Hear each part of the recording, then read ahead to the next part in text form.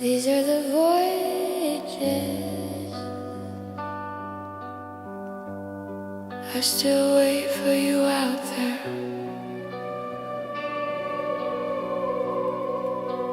Enterprise drifts like a ghost through sapphire nights I can't forget.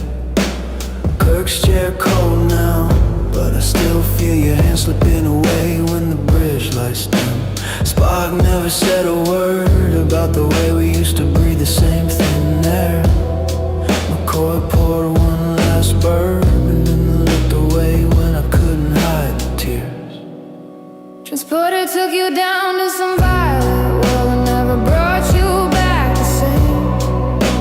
I stood in the rain on that planet tasting salt. That wasn't just alien rain. Captain's quarters empty now. Lights off forever, just the echo of your skin. We made love like we knew the universe was already ending, and it did. I won't cry anymore for the nights we lost in yesterday's dying stars. But every warp trail I see still, tears open the shape of your scars. You're gone somewhere, dilithium heart, gone cold in the endless dark. And I'm still reaching for you through the vacuum, leaving blood on every spark.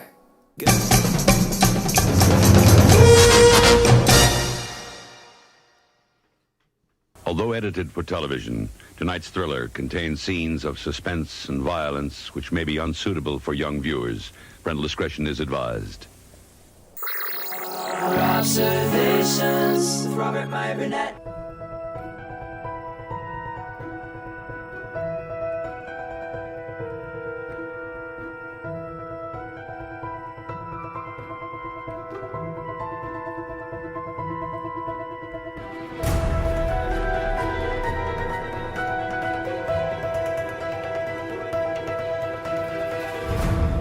Well, greetings, imagination connoisseurs. Once again, it is I, your Duke of Dope Discourse, your master of fun and wonder, your viceroy of verisimilitude, your sommelier of sci-fi and cinema, your evangelist of the imagination, and the perhaps never to be defined existential Mr. Rogers.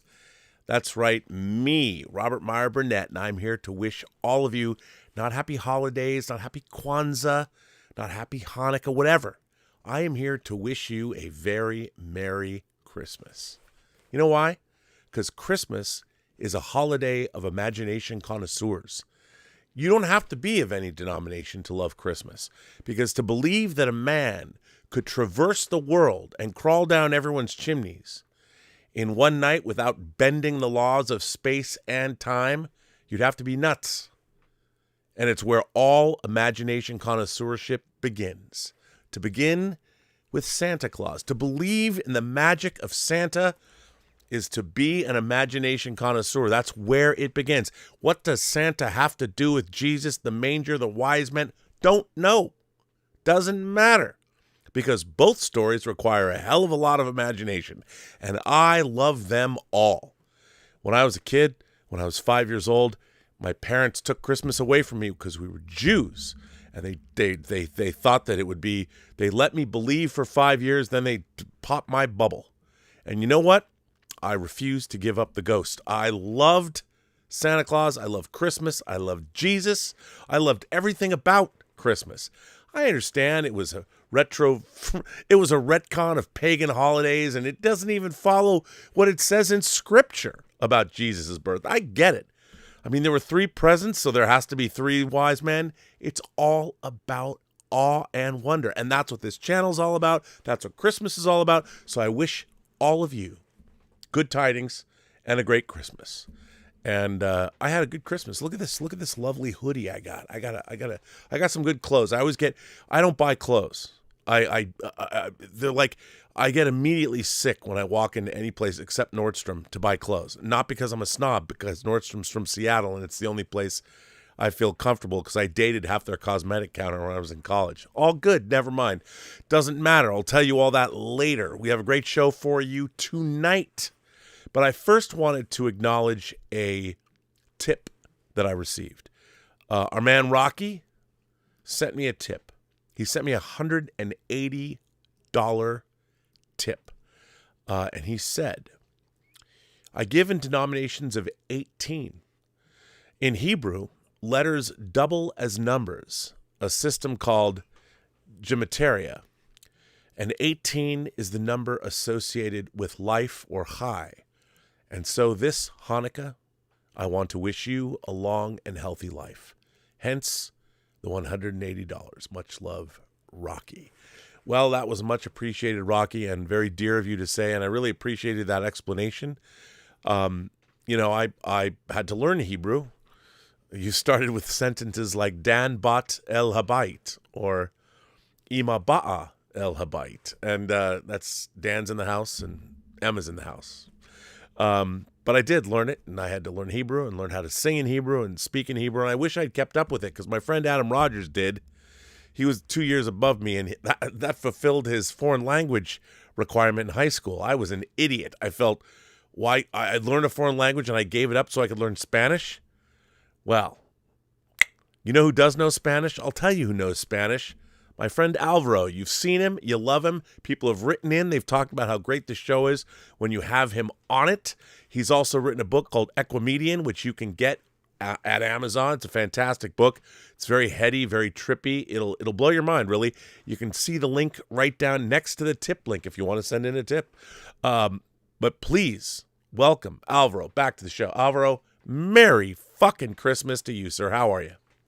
Merry Christmas. I'm great. Thank you for having me on. And I wanted to point out, of course, this is always a high quality show, but today's episode is particularly not only high quality, but high definition because it is the 1080th show. 1080. Oh, look at you. Which also ties in. It's the 1080 show. It's the 1080 show, which also ties in, by the way, to Rocky's tip. He sent in 180. 180. You couldn't have planned this better. You know what? See, it took someone like you to recognize I'm sitting there. See, my life is defined by kismet. I get to meet people like yourself. I just wander around through my life, kind of looking at everything, but I never realize how much wonder really surrounds me until someone from the outside can point it out. And I think it's probably true of most people's lives, really. We live lives of awe and wonder. And I have to say, I don't know, was it you or Bill who sent this article out? I would assume it was you. Bill sent it out. Oh, Bill sent it out. Okay, that would be Bill Hunt, the great Bill Hunt of the Digital Bits. He who has 2 of his upcoming Space Guard novels that he's written. Terrific science fiction, action, adventure stuff. I can't wait for everybody to experience them. Now, people might ask, what was it I played at the beginning of this show? Well, I completed basically a 3-week Odyssey, which some people are really angry about. People have written in, I've been a music producer for a long time. I produced an AI album, 13 tracks, using various AI softwares, and then to create the music, Suno, and then e-mastered to remaster the songs. And I used Gemini, ChatGPT, Grok to do. Each song has its own AI. Everything is AI generated, but I have to say I would call myself the co-writer of all the songs. I was constantly rewriting the lyrics, but it was a really interesting exercise I went through just to sort of. The question that I asked myself was somebody who does not produce music, doesn't play music. Could I create something that as a music fan, I love music. I have lots of music. I've loved music growing up. Could I dabble in music production and create something that I enjoyed and that other people, ultimately, the answer is, do other people like what I've created? That's the real question. And do I feel that I've made art? Well, I'm going to talk about this in a future show, and it's up for you now to decide. You can listen to the songs if you can find them. I'm putting them all up and around, and it was a very interesting exercise. And the one thing I did learn was that, like everything else, you can press a button and not put much thought into something, and AI will spit out something. And, of course, it's an amalgamation, it's a pastiche of all the things that's scrubbed from the internet. But I also believe that AI can be used as a tool for very creative people to do things. Look, for me, I got to dabble in a creative arena I don't have a skill set to dabble in. But I learned from it, and it helped me develop a different workflow using AI to apply to film production. So I'll leave all that up for you to decide. It's certainly an open debate, and there's a lot of people that have already given me vehement pushback on what I've done. And we're going to talk about all that, and I'm going to have people come on. If you feel strongly about this topic, please contact me. But before we jump into this, I want to read an article that Bill Hunt sent to the two of us today, and I think it's very worth talking about. It's not a very long article, but it's a great article. So, Alvaro, if you will excuse me, I'm going to read this while you have to listen to me read it. And this article was a free article that the New York Times made available today, Christmas Day. And it is written, it's a guest essay called Hollywood is Hollywood Because of This Quality. And it's written by Peter Suderman. And Mr. Suderman is the features editor at Reason, which I really love. Reason, and a host of the podcast Across the Movie Aisle. So let's just jump into this. In 2025, Hollywood faced something of an existential crisis, and that was before the news that Netflix was attempting to purchase Warner Brothers, one of the movie industry's most storied studios.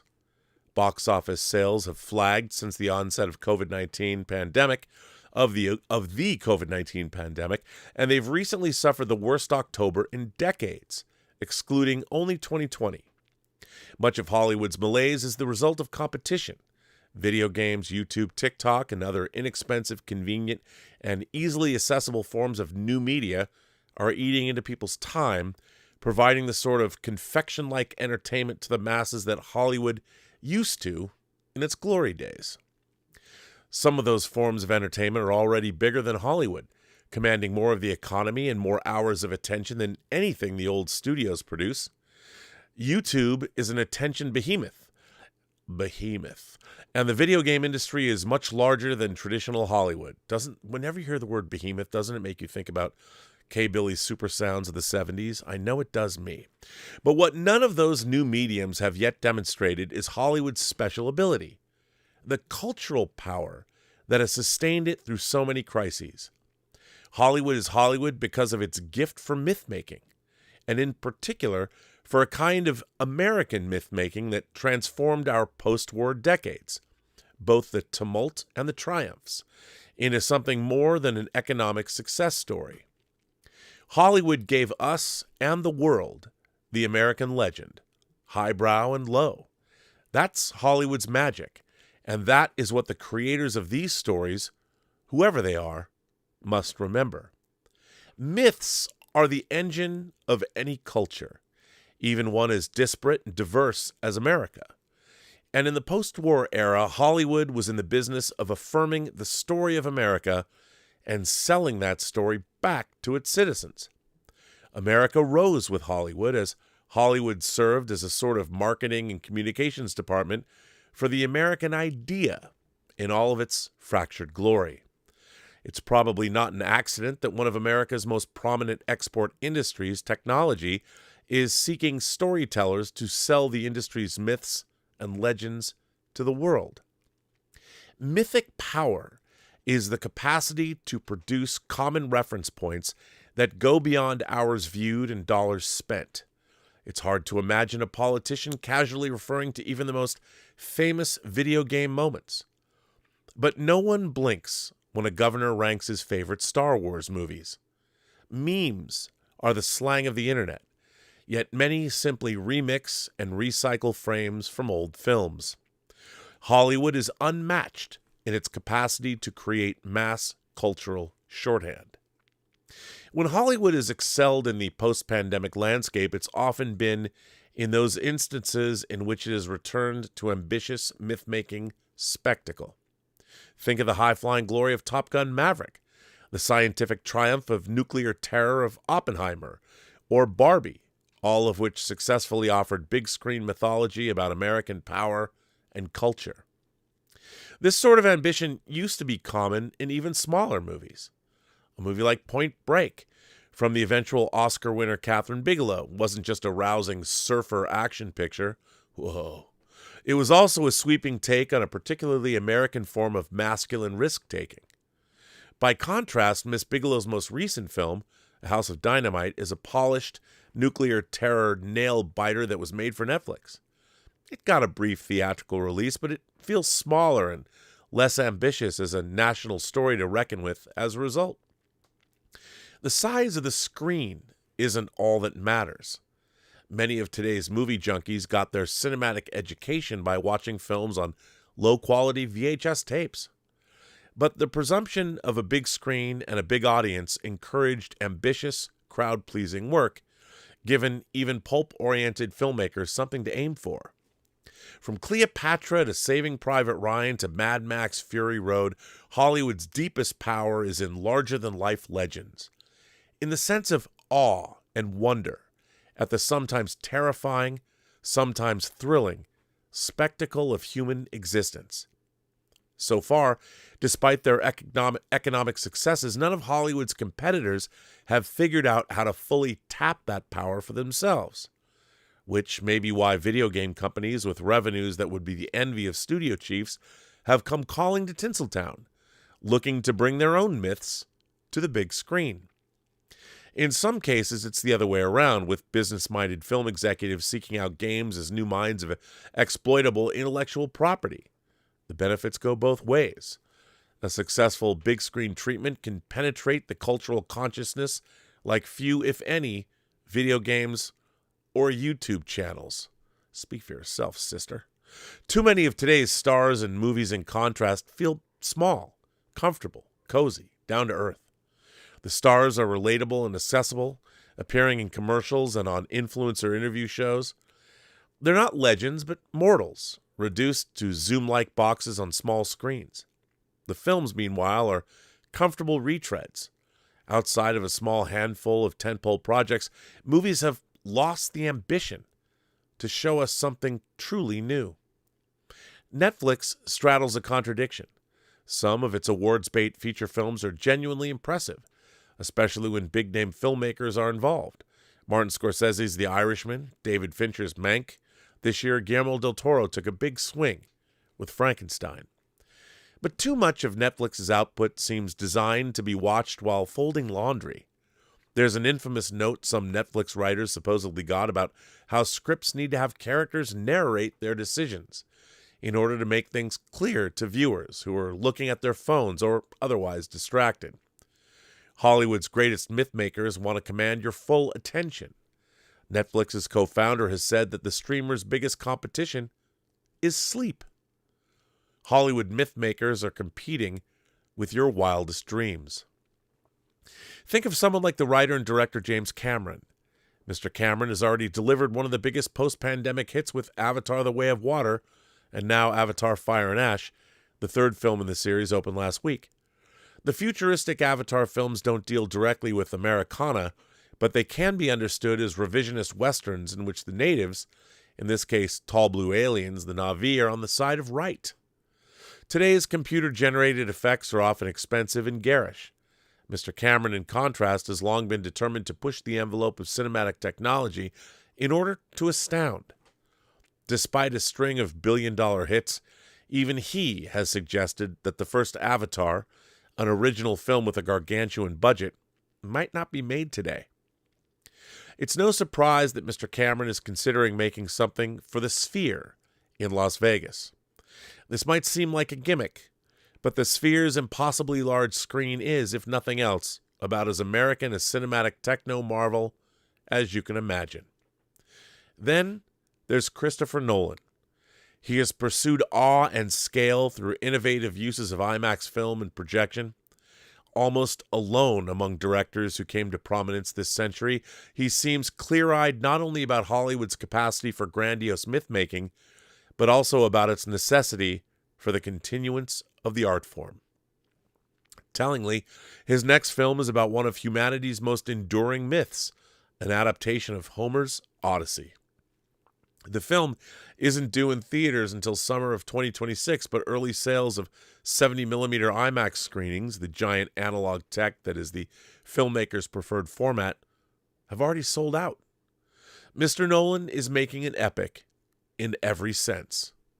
Hollywood needs more of them. Well, Alvaro, Zionist, what can you say about this article? What do you think? What is your response? You said you don't agree with all of it, but what was your reaction when you read this article? Yeah, I mean, I think it does raise some interesting points, and it's a good conversation starter. But I don't necessarily agree with all of the points in the article. I mean, one sort of statement or premise that I think is worth interrogating is there's a line in there about myth being one of the engines of culture, and I don't know if that is actually true today, as much as it was, or as much as people would like to believe that it was.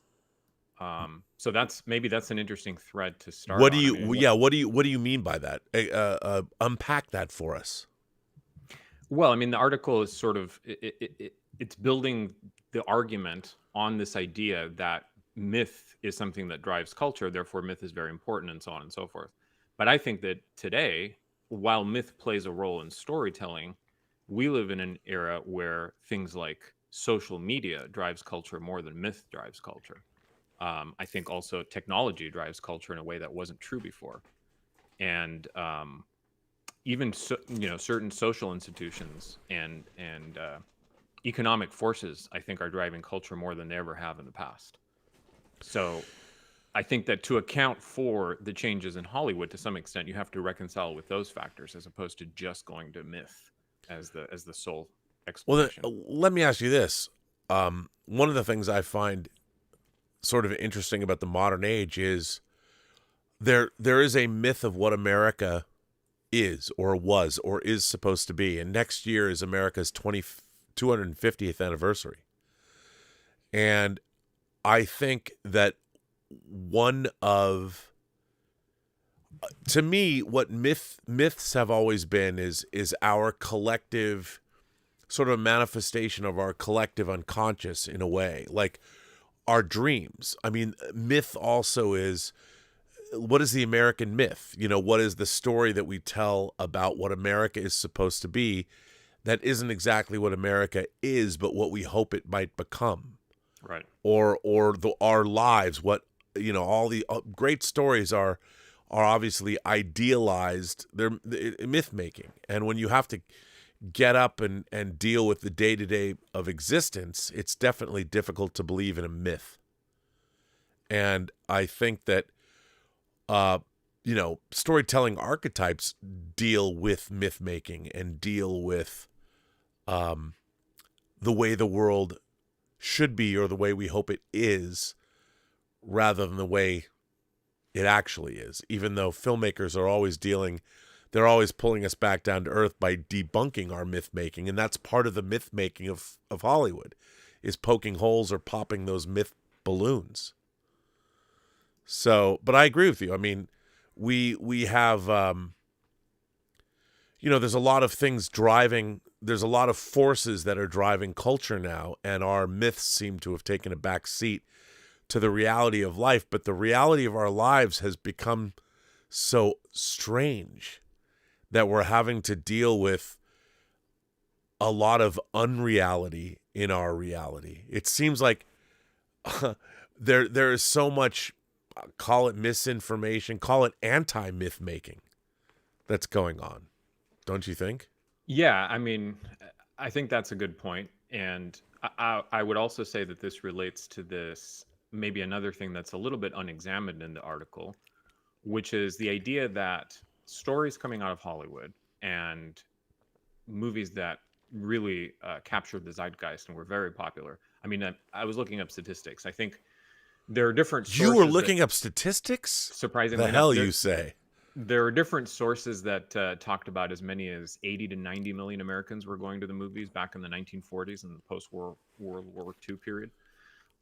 Obviously, it's much, much, much less today, not only in terms of absolute numbers, but as a percent of the population. But where I'm going with this is the idea that I think that to some degree, culture had certain myths that had permeated it, and specifically, American culture. And what Hollywood was doing was reflecting those myths, commenting on them, and amplifying them. It wasn't necessarily the driver or the point of origin of those myths. I mean, there are also articles, there's been a lot of research done, again, going back to the 30s and 40s, about how Hollywood, in some ways, was seen as a tool or as a branch of the government to actually promote certain propaganda, propagandistic notions, if you will. So we now, compare and contrast that with where we are today. Our culture is not nearly as dominated by monomyths. There's a lot more diversity of voices. There's been a lot more pluralism in the world, because social media has not just fragmented things, but it's brought a lot of people that were quite distant together, or given them the ability to communicate instantaneously. And so now Hollywood, to some degree, has to reconcile with that. And again, it's not driving that, but it's reflecting the fragmentation and the pluralism of all of these different perspectives. So I think it's a little bit cause and effect. It's hard to know exactly which is driving the one from the other, right? I agree with that. Listen, there's something I've been wanting to talk to you about. There's a little bit of controversy, and Darth Plato, our resident historian, brings it up. Darth sends in a tip and says, "Hey, Rob, I haven't looked forward to a movie as much as the Odyssey in a long time. I see some people complaining about the look for the Odyssey. Well, that's superficial. What matters is how the myth is handled. There are no virtual ethics in that story." Now, I don't know if you've been following this, but there's a lot of people who are upset by the look of the main armor with the spine on the back of it. And somebody did I don't know who, guy, girl, I think it was probably a guy, because only a guy would do something like this. This is no slight to the ladies, but they have better things to do with their time than recreate the Odyssey trailer using AI and make it period accurate with period accurate armor. Now, let me ask you. I'm looking at this where people are complaining about the armor in the Odyssey, and I'm like, have you read the story? Like, the gods are in the story. The gods are like the gods, the Greco-Roman, the Greek-Roman gods. They're a big part of this story. And I wouldn't imagine Christopher Nolan's going to deal with them. You're not going to have Laurence Olivier playing Zeus the way he did in Clash of the Titans back in 1981. Trust me, I don't think that's happening. However, it'd be badass if it was. I just don't think that Christopher Nolan's C-Note is not going down that road. But when I watch people talk about the accuracy of the armor, how do you feel about that? How do you feel about, like, in terms of the story of the Odyssey? And Christopher Nolan is obviously he brings peak verisimilitude to his movies. No doubt. When he makes Interstellar, when you see a singularity, that Event Horizon is going to look fucking real. He's going to take all the NASA equipment or people or whatever. I'm surprised the U.S. government didn't let him blow off a nuke for Oppenheimer. They weren't very big back in the day. They could easily have set up a nice shoot in the desert and blown one up for real. We could stand to lose a few. But how do you feel when, there's a contingent of people online that suddenly want to find something wrong, like with Christopher Nolan, and you're going to complain about the armor in a movie? In a movie it's not like Oppenheimer. It's a movie that is bringing to life Homer, an epic poet. And where does this come from? I think people are so bereft of meaning in their own lives that they turn to the internet to find something, whatever collective outrage can exist. But I at least appreciate the guy who made an AI-generated trailer with period-specific armor. Even though I looked at his armor, I'm like, was that really the armor they had? Because it looked pretty Jean-Paul Gaultier to me. But what do you think? I mean, I think there's a couple of things that are probably going on here. For one, anything that has a lot of support behind it. We know that in the case of the Odyssey, this is true because the pre-sales of tickets for the earlier, for the first screenings that became available, all of those things that happened when word started to get out about the Odyssey, right? There was a lot of excitement. There was a lot of rapid action that was taken by people who were talking about selling out the earliest show times. And whenever something like that happens, there are going to be people that are going to target this thing and simply be contrarian. It's like, oh, this is too popular. This is too much focus on something that seems to be positive.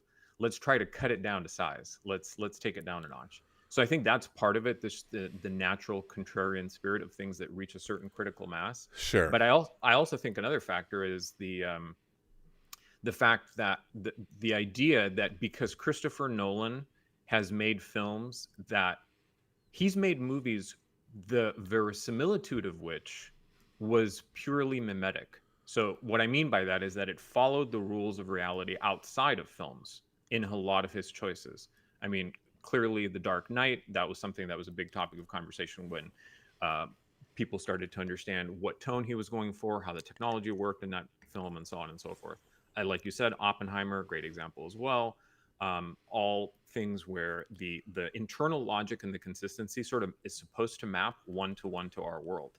But verisimilitude can also be purely internal in a sense, as long as you buy into the psychology and the consistency of the rules. They don't have to map to our world.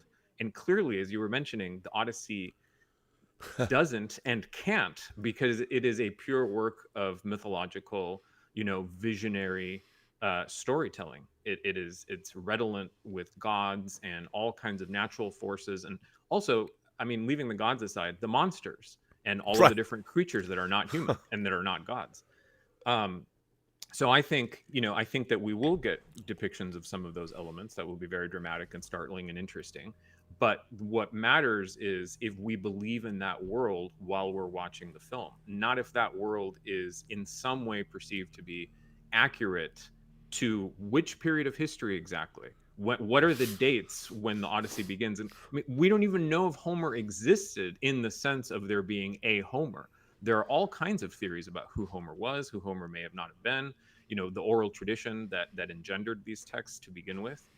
So I think that's the second thing I would point out. And then the third thing is the aesthetics. I've heard or seen people who have started to critique the washed out look, the desaturated. There were people that referring to it as grimdark. And I think that those types of criticisms, they're a little bit more interesting because, again, we don't know what the entire experience is, and we don't know how that's going to play into the themes that he's going to emphasize or underline. There's a lot to pick from in the Odyssey. I mean, you can't do all of it in a feature film. So he's going to have to focus the material, shape it in some way. And we don't know if that particular aesthetic serves the choices that he's making in the way he wants to shape the material or not. I could see that it might work at odds, with some of the other choices. But again, it's impossible to tell based on a prologue and based on a trailer.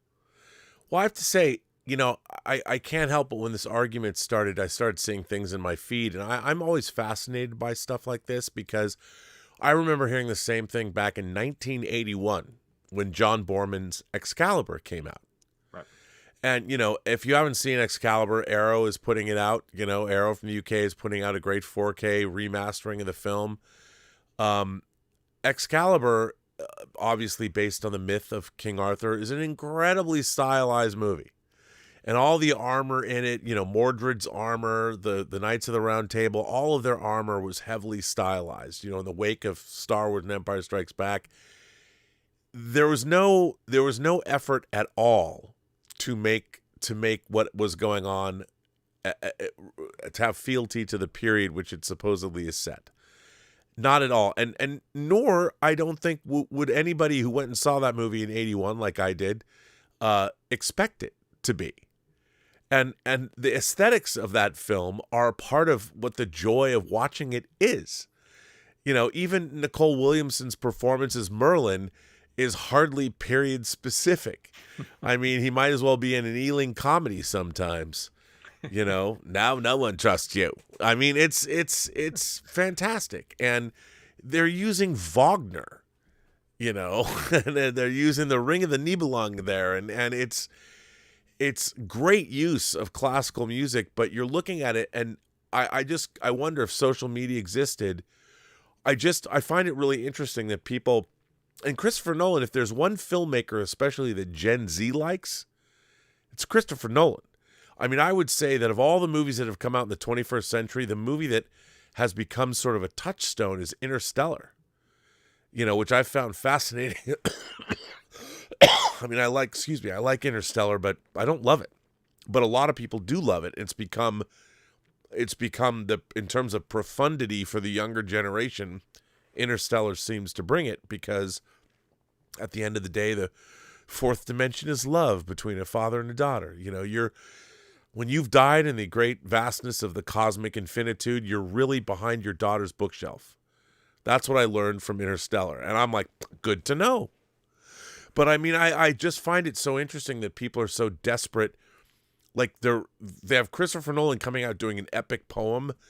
The fact that Christopher Nolan is giving us the Odyssey is in itself something to me that I'm just like, really? I want to see what he does with that. What's that going to be like? Because he turned Dunkirk into a myth. This actual historical event where these poor fucking guys are stuck on the beach, and how these Brits, keep calm and carry on. They got in their boats, pleasure craft, and they went and rescued British soldiers from the beaches of France from the Nazis. I mean, it was incredible. And he turned it into this fractured time art film that I really liked, that I only think he could have done. And I can imagine, well, there's things that are period inaccurate about this. I mean, I just find it interesting that people want to poke holes in it. And I wonder what do you think that's about? Why poke holes in something like that? Well, again, I think he's not in making a way, a doc. It helps to make people feel like the entire phenomenon is more interactive. So fandom has become much more an active participation than an active consumption. And I think that's what one way to participate is to say this doesn't true up against X or Y expectations. I think this also ties back to the idea that we were talking about earlier with regards to the article about fragmentation and everything existing in a variety of niches as opposed to more one or two main channels of discourse. And the reason that I see the connection there is because I think people develop a lot of headcanons for anything that reaches, again, a certain critical mass. And so, no matter what this in a way, this reminds me a little bit of the situation that James Gunn was in when he was in the early stages of production on Superman. Right. I mean, he has to make specific choices because this is a film that you're going to see. So it needs to be anchored in something specific. It can't just all be abstract. And no matter which way he went, there was going to be a certain amount of pushback and a certain amount of disagreement, because the history of Superman is so extensive, so massive, that you have essentially a way to justify almost any headcanon that you want.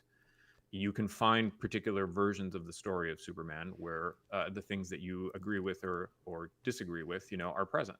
And so that's something that comes with, I think, the preponderance of stories and the longevity of certain stories, that they accrue all of these different variations. I mean, they're essentially modern myths. They're like the pop version of myths. They have to have some level of reinvention to keep people interested and engaged. But at the same time, every level of reinvention creates future expectations for measuring that next iteration against that particular version. So it's... Yeah, I mean, let me ask you something. Do you love Christopher Nolan as a director? I'll go on the record and say that I don't. I find a lot of his films really interesting to watch, and I'm curious about his choices. And I will typically show up and support whatever Christopher Nolan movie comes out in IMAX if it's available on opening weekend. That doesn't always translate to a deep cinematic experience for me subjectively. And I'll tell you, for example, you were talking about Interstellar. That was the case. I thought that Interstellar had a lot of interesting ideas, a couple of memorable standout sequences that were truly thrilling in terms of the story and in terms of the filmmaking craft. but I don't necessarily think that it all. I feel like it's a compromised science fiction film. I know we've used that word in the past. I agree. I mean, I enjoy Christopher Nolan's movies, but I don't consider him a top flight director, if that makes any sense. And it's mostly because his films are distancing. I don't feel I've never felt inside a Christopher Nolan movie. I've always felt like I'm watching it from outside. I'm looking in through a window. I'm not in the party. right. I'm watching the party from a distance. But the thing is, yeah, sorry to interrupt, but I just want to say, I think that a film could be distancing and could still be considered, great in terms of art and I do too. movie history. But it's the thing that I would just add is that they're unmotivatedly distant. There's a distance there that is not justified by the material that you actually encounter when you go through that distance. I love Inception. I saw Inception 8 times in the theater. It's gobbledygook. I can say this because I probably watched that movie 20 times. It makes no sense. I still don't even understand what the architect, like what the designer, is. You don't see that person designing a dream. You don't see that person doing anything. Ariadne does not. She's designing the dream and I think that the entire movie is a goof. I think the whole thing is dream logic. I think at the end of the movie, I think of it, because I was going through, I had already gone through this breakup that I found particularly painful that I couldn't get over. And I kept going to this movie and I'm like, really what this movie is about this guy's wife died and he can't get over it. And he's got this elaborate thing that he's in his own mind, because if you watch that film, it really doesn't make any sense. And I've sat down with a notepad and tried to plot out, and then I realized there's nothing to this. I just enjoy. It's an art piece. It's the abstract nature of it all, and I really enjoy watching it, and I love everything about Inception. But I don't think it's great, even though I do think it's great. And I think that's when I watch The Dark Knight Rises, I love The Dark Knight. Sure. The Dark Knight Rises is a bunch of gobbledygook where you're just expected to just accept all this stuff when you stop and think back and you go, wait, what? What? None of this from a plot. The cops have been underground in Gotham for 100 days? What? And if you really start, and why did Batman, when you see the bat symbol on the bridge, why would Bruce Wayne take any time at all to, I know he wants to alert people to his presence, but what was he doing? Painting incendiary stuff to make it in a bat? Was he using the bat, his flying vehicle, to spray some incendiary device? And you watch this stuff and you're like, well, what? I mean, I did love Oppenheimer in terms of the fact that it had people.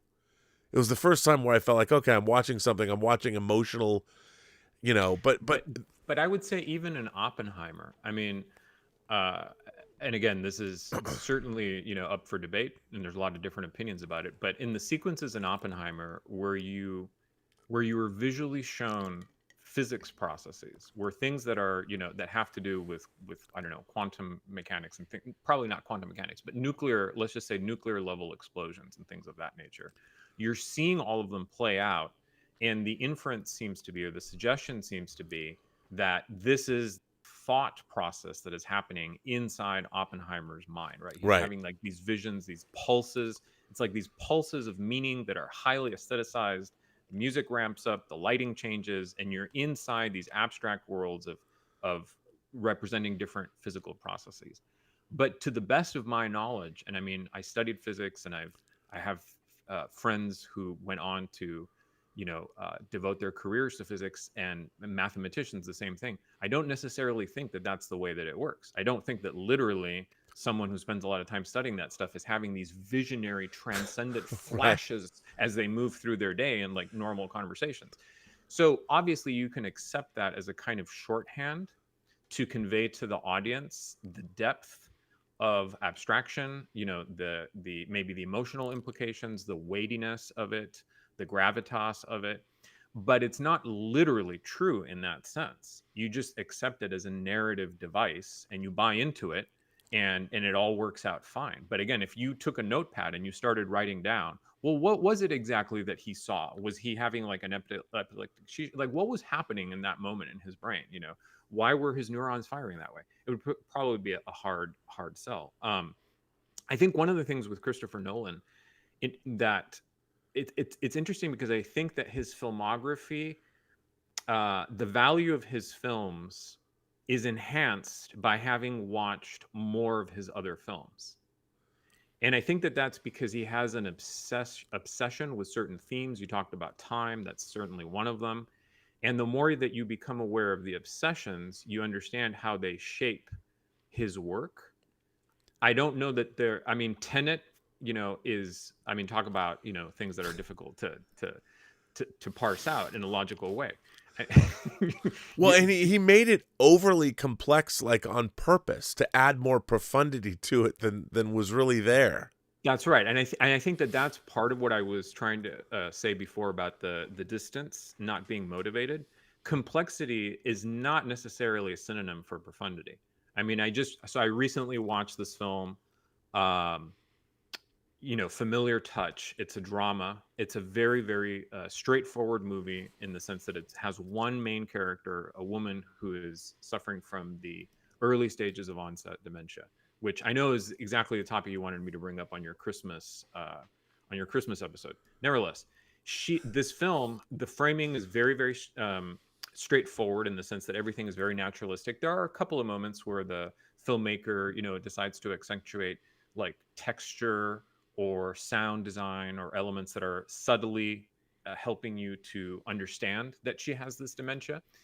But really, it's very naturalistic on the whole, and there's nothing that would be difficult for you to understand while you're watching that. It is a very profound movie, and it's not a complex movie at all in that sense. So there, but yes, coming back to Christopher Nolan, I think that he, the more of his films, the more knowledge that you have of his other works, the more that it helps the appreciation of the current work. I don't know how that's going to play out exactly with the Odyssey, because I feel like he is not a natural fit for the kind of earthiness and the more deeply humane aspects of that particular story, because he tends to be more cerebral, and because he tends to be more focused on technical execution. There's a lot of lines, again, even in terms of character development in Oppenheimer, that you could argue that they're formalized because it's a legal proceeding or it's a scientific discussion, etc. But they still seem slightly unnatural. Like, again, if verisimilitude, if the criteria for success there was, would a human being actually say that? I would say that film gets it right a lot of the time, but not all of the time. Right. Well, don't get me wrong. I'm a big Christopher Nolan fan. Sure. I'm a big. I love watching his work, but I do find it distancing. I don't think that Christopher Nolan's capable of making a movie like Field of Dreams, when I will choke up at the end of that movie, or I will feel joy watching.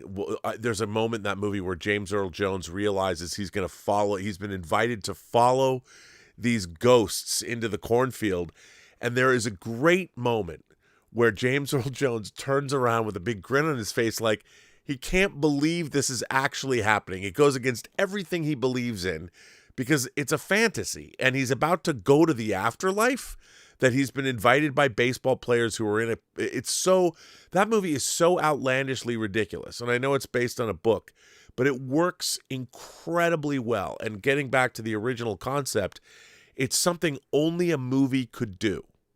Phil Alden Robinson, to me, Field of Dreams is one of the great fantasy. When I talk about fantasy movies, people always think about, Lord of the Rings or something. But when I'm talking about fantasy movies, I'm talking about movies that are fantastical happenstances. And I think that Field of Dreams and Wings of Desire and all that jazz, where Roy Gideon is talking to the Angel of Death, played by Jessica Lange.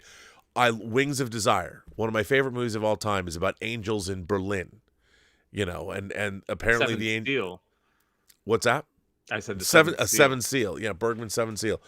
All of these things, again, you're playing chess with death, and I love those kinds. I'm very attracted to movies that combine high fantasy with real life, and like that's one of the things that I really like, because that is the hardest thing to pull off. Right. And Field of Dreams is incredibly, like, they're just driving around. I'm Archie Graham. After they've met Moonlight Graham, they find a hitchhiker at the side of the road, and it turns out to be another kid that's back in time. You think about, wait a minute, how is this even happening? And you never ask yourself, what is the mechanism by which what is happening in Field of Dreams is happening? It's so well done that you just go with it, as opposed to other things where I'm like modern Star Trek. I can't get past 5 minutes without going, what? What what? Yeah, and there's something about the fact that it doesn't seem to me like Christopher Nolan is necessarily a master of all tones. There are some tones that he can do extremely well, but there are other tones that seem to elude his films. And I will say that one of this year's biggest films in terms of box office, and now heading into the Academy Awards race, I will make this claim: Christopher Nolan could not have directed the version of the film that we got. And I'm talking about Ryan Coogler's Sinners. There is something about the spiritual quality of Sinners and the warmth of it. And it does play with the concept of time, obviously, famously in the musical sequence, where we see how all of these cultures intersect, and there's this universal idea of music and transcending space and time and all of this. There are certain qualities about the film that I think are outside. And I'm not saying that Christopher Nolan couldn't theoretically do them, but we don't have the evidence to believe that he could, based on everything that he's done so far. That would be an example that I would give. Oh, I agree, because look, it's funny when I hear people say that, oh, Sinners is just From Dusk Till Dawn. I'm like, it's not like From Dusk Till Dawn at all. It resembles it in the fact that there is an entertainment venue, a juke joint, and there are vampires. And I get that. That movie is so, in a way, it's a fantasy movie, but you're so immersed. That movie is dripping with atmosphere. I mean, there's sensuality in it. There's a lot of sensuality and sex that, again, Nolan has not shown that he can pull off the scenes. The scenes that were moving in that direction in Oppenheimer were sort of uncomfortable because they seemed overly formalized, and they didn't, they weren't seductive, and they weren't warm, and they weren't approachable, and they weren't sensuous in the way that the scenes in Sinners are. No, I mean, when you get in, when the party starts in that juke joint, everyone's getting laid. I mean, you feel that there is a hot, sexy, sweaty, swarthy, just atmosphere in that whole film. I mean, that movie is sensuous. It's sensuously shot. The music, everything about that movie, and I agree with you. And when you say that, it's just not his jam. I mean, look, whenever you see Christopher Nolan, he's very of a certain kind of, he's very much, I don't know what you'd call it. To me, he's very British. His movies seem, even though his brother Jonathan, one of them grew up in Britain, one of them grew up in America. Whereas it's funny because when you watch Fallout, which Jonathan, his brother's in charge of, it's as far away from Christopher Nolan's work as you could possibly get. Right. And it was like Jonathan was trying to do some Christopher Nolan with Westworld, and it wasn't really working. And now that he's over doing Fallout, it's like he's found his jam, But I mean, it comes back to one of the things I think that this article talked about is, and you were talking about monomyths earlier, I think one of the problems with today is belief in terms of idealism. Everybody is, I don't see people interested in building. I see people interested in tearing down, whether it's on a personal level, a societal level, an institutional level. it seems like we live in a time where nobody believes in any kind of institutions. They're all corrupt. They're not worth anything. I mean, when you have our president just slapping his name on the Kennedy Center, which it was designed, Eisenhower's, another Republican, Eisenhower, he was Republican, yeah? Eisenhower wanted to celebrate the arts. It was a time when there was a nonpartisan idea that the arts were to be celebrated. And so the Kennedy Center, which, by the way, you can't change the name unless Congress says so, but the Kennedy Center was created to honor not just the assassinated president, but to have a national venue for the arts where we will celebrate arts of all kinds. I mean, one of my favorite things to watch on the internet is the Kennedy Center during the Obama administration. They honored Led Zeppelin. And you see Hart come out and sing Stairway to Heaven. And you're watching the guys from Led Zeppelin like weep because they've never seen their own song that we all know and love, presented to them in such an artistic way. I don't even think that Donald Trump, if you questioned him, and this isn't to be partisan, it's just I'm talking about a patron of the arts. He put his name on a building which is all about art, and I've never heard Donald Trump talk about a book he loved, a movie he loved, a symphony he loved, a play he loved, any of those things. And it's not partisan. It's just like if you're going to put your name on a building that is a national venue, and America's arts, populist arts, are one of our great exports. If you put your name on a building like that, you better know some art. You better know what that building represents, and you better be able to tell us. You better be able to opine about your favorite movie in a way that's believable. And I don't think that that's the case. And I think to me, that's metaphoric about what's wrong with our culture right now. Nobody believes in anything. They want to put their names on things, but they don't care what those things represent. Yeah, I mean, I think, when we were talking about drivers of culture before, I think one social institution which certainly plays a large role is the educational system. And, recently I was reading a great book that I would recommend, the posthumous collection of essays by David McCullough called History Matters. And one of the things that he talks about in one of those essays is that two elements that, after decades of studying history, he sort of identified as being necessary for a healthy civilization is a sense of continuity with the past and a sense of confidence. And I think that both of those have been weakened and have been undermined by many of the other factors that we were talking about, social media, hypercapitalism, et cetera, et cetera. And when fewer people have that sense of continuity with the past, then they are less likely to have this sense that they're building on something because they don't know what they're building on.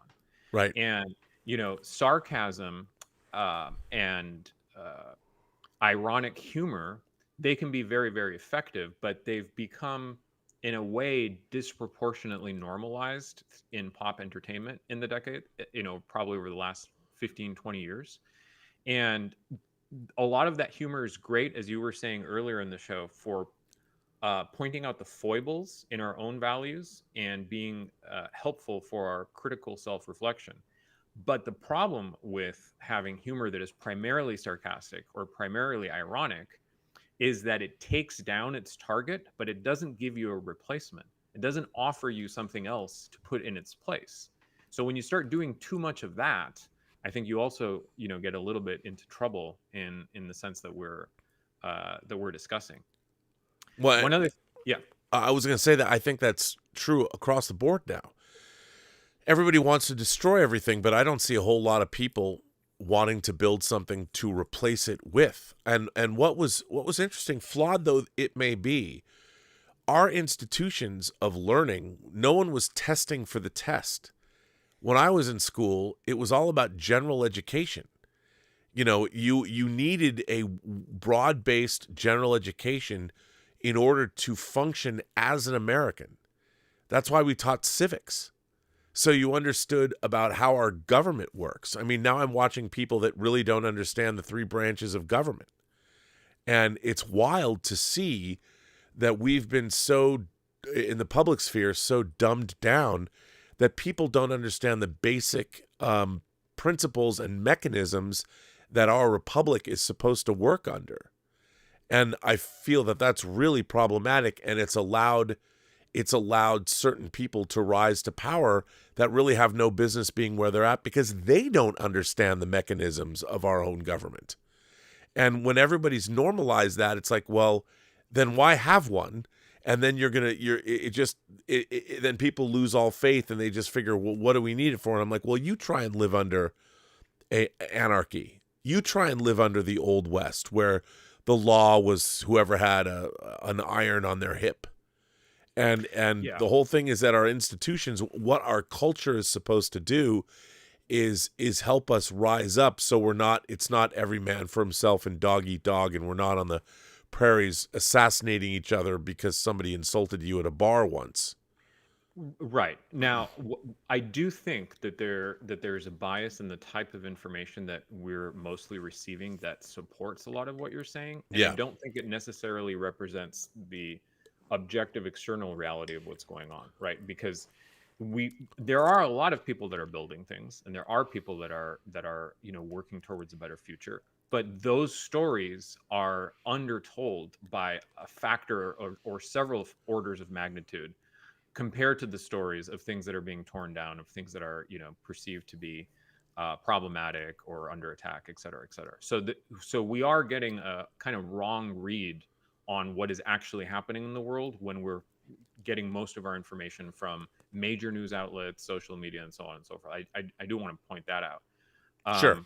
I also think that it does relate to some degree to that factor of confidence, right? When you are being told that things are worse than they actually are, because that's what drives engagement and allows you to be used much more for the economic gain of whatever system is monetizing your time and your attention, then you're going to be less confident about the future because you already believe you're starting from a point of bias. You're starting from a point of something that's not real. And that it makes it easier for you to be skeptical and to move into some of these ideologies that are less grounded in all of the progress that has already been made. But one thing that I think is interesting, coming back to the idea of movies and mythic storytelling in Hollywood, there's a company, I think they're called Gower Street Analytics, and they usually do a forecast for box office, right, each year. I think they've been within 2 to 3% accuracy on recent years, and they're predicting, I think it was a 5% year-over-year box office increase in 2026. And I know that there have been quarters that have been historically low, but on the whole, box office is recovering and has shown significant recovery from the post-pandemic world, which I think is a good sign. And I mean, this year we've had an incredible array of excellent films, all types of styles and moods and genres. I mean, for anybody that's interested, I'm going to put together my top 10 movies of the year in my next column. I have a Substack, The Gulf of Selves. You can subscribe. By the way, the Substack link is in the description for this show. Appreciate right that. below the link for your book, Equimedian, which I recommend everybody read. It's a very heady, very trippy story that you won't stop thinking about anytime soon. And it's really a wonderfully written book. And I promise you will be immersed from the first page. Thank you. But yeah, so narrowing it down to 10 films is difficult because there are so many. I mean, I think I've probably seen, I would say maybe 75 to 80 films in the theater, and a number of other movies that are 2025 releases, and many of them have been noteworthy. And the last thing I want to say back in terms of the article and what we were talking about at the beginning is I do think that when you look at some of the best or most interesting movies of 2025, there is a kind of trend where you see that a lot of them have to do with storytelling and with making movies.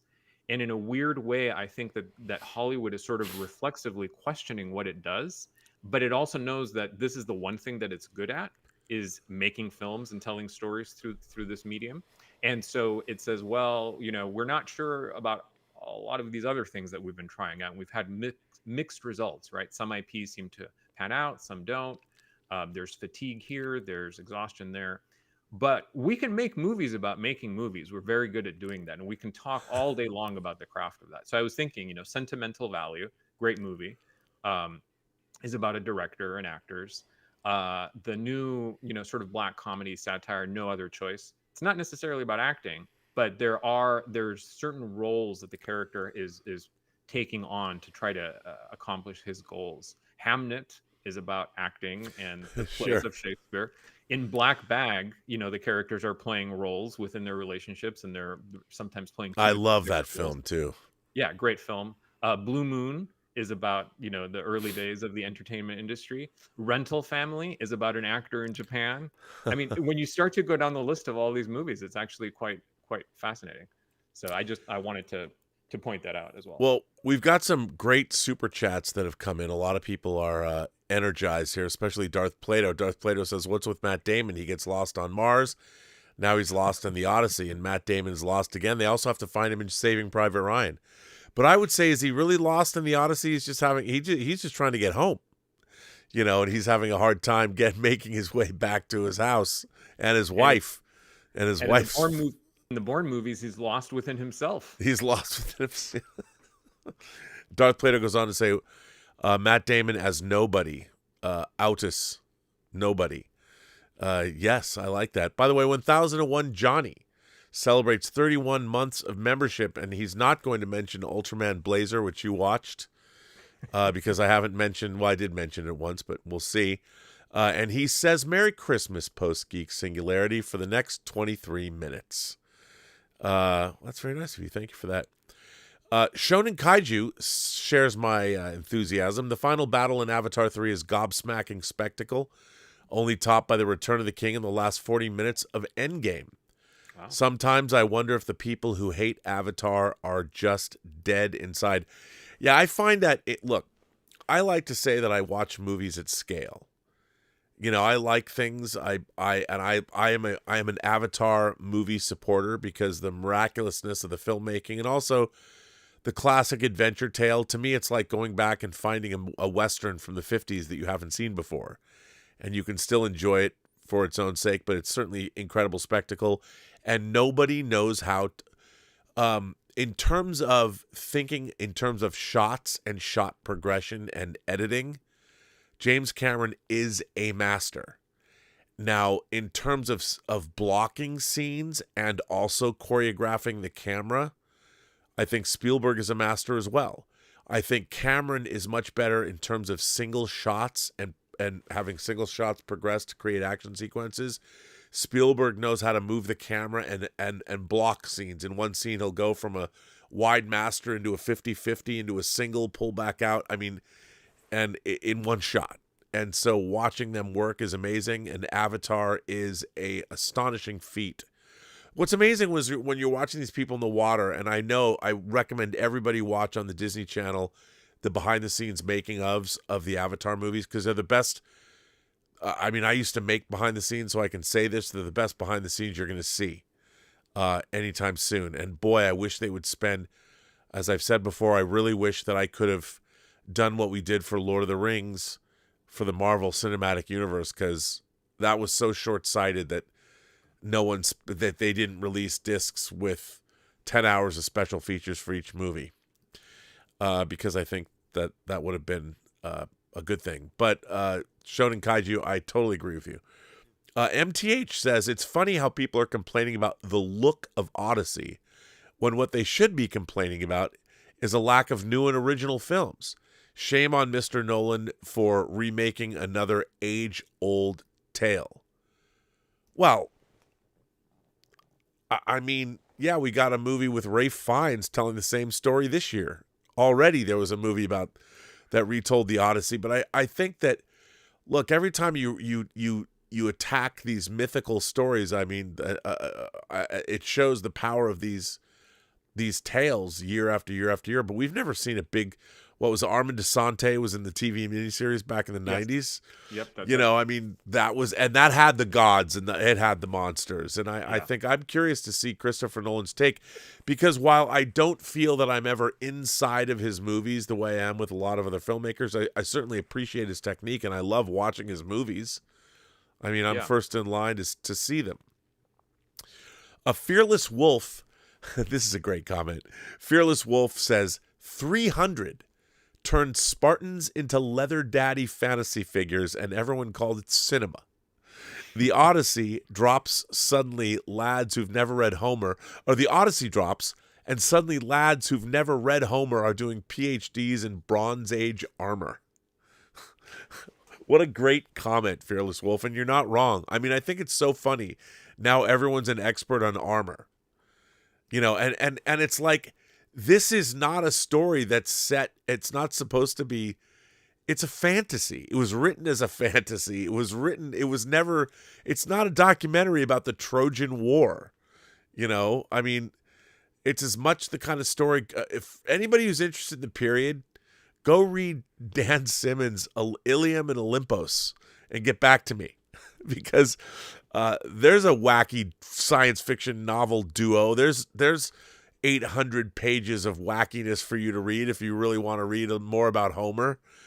Read Dan Simmons' Ilium and Olympos. And I'm not going to say they're the greatest books ever written. I know you're not a huge fan of those books, but I mean, it's such a weird thing. It's weird that people are like this. A DUI champ says, "Hey, Rob, I was listening to an interview with Danny Elfman. Question. Have film scores gone downhill in quality over the last 20 years? Whose work today is as good as John Williams, James Horner, Danny Elfman, Jerry Goldsmith's work?" Well, since you're a big music aficionado, Alvaro, what do you say about modern film scores? It's a very complicated topic. I just happened to have read this book by Mark Kermode, the British critic, and he just published an entire book about the history of film music, where he tracks, a lot of he discusses Danny Elfman in detail and so on and so forth. I think that part of it is that film music has become less melodic, and many things have driven that. And so that can make it maybe less memorable when it's outside of the picture. It could make it seem like it's less hummable. But I think that on the whole, the level of musical ingenuity and inventiveness in films today is as great as it's ever been, if not better. Again, it's not necessarily as dominated by 2 or 3 composers or 4 composers as it used to be.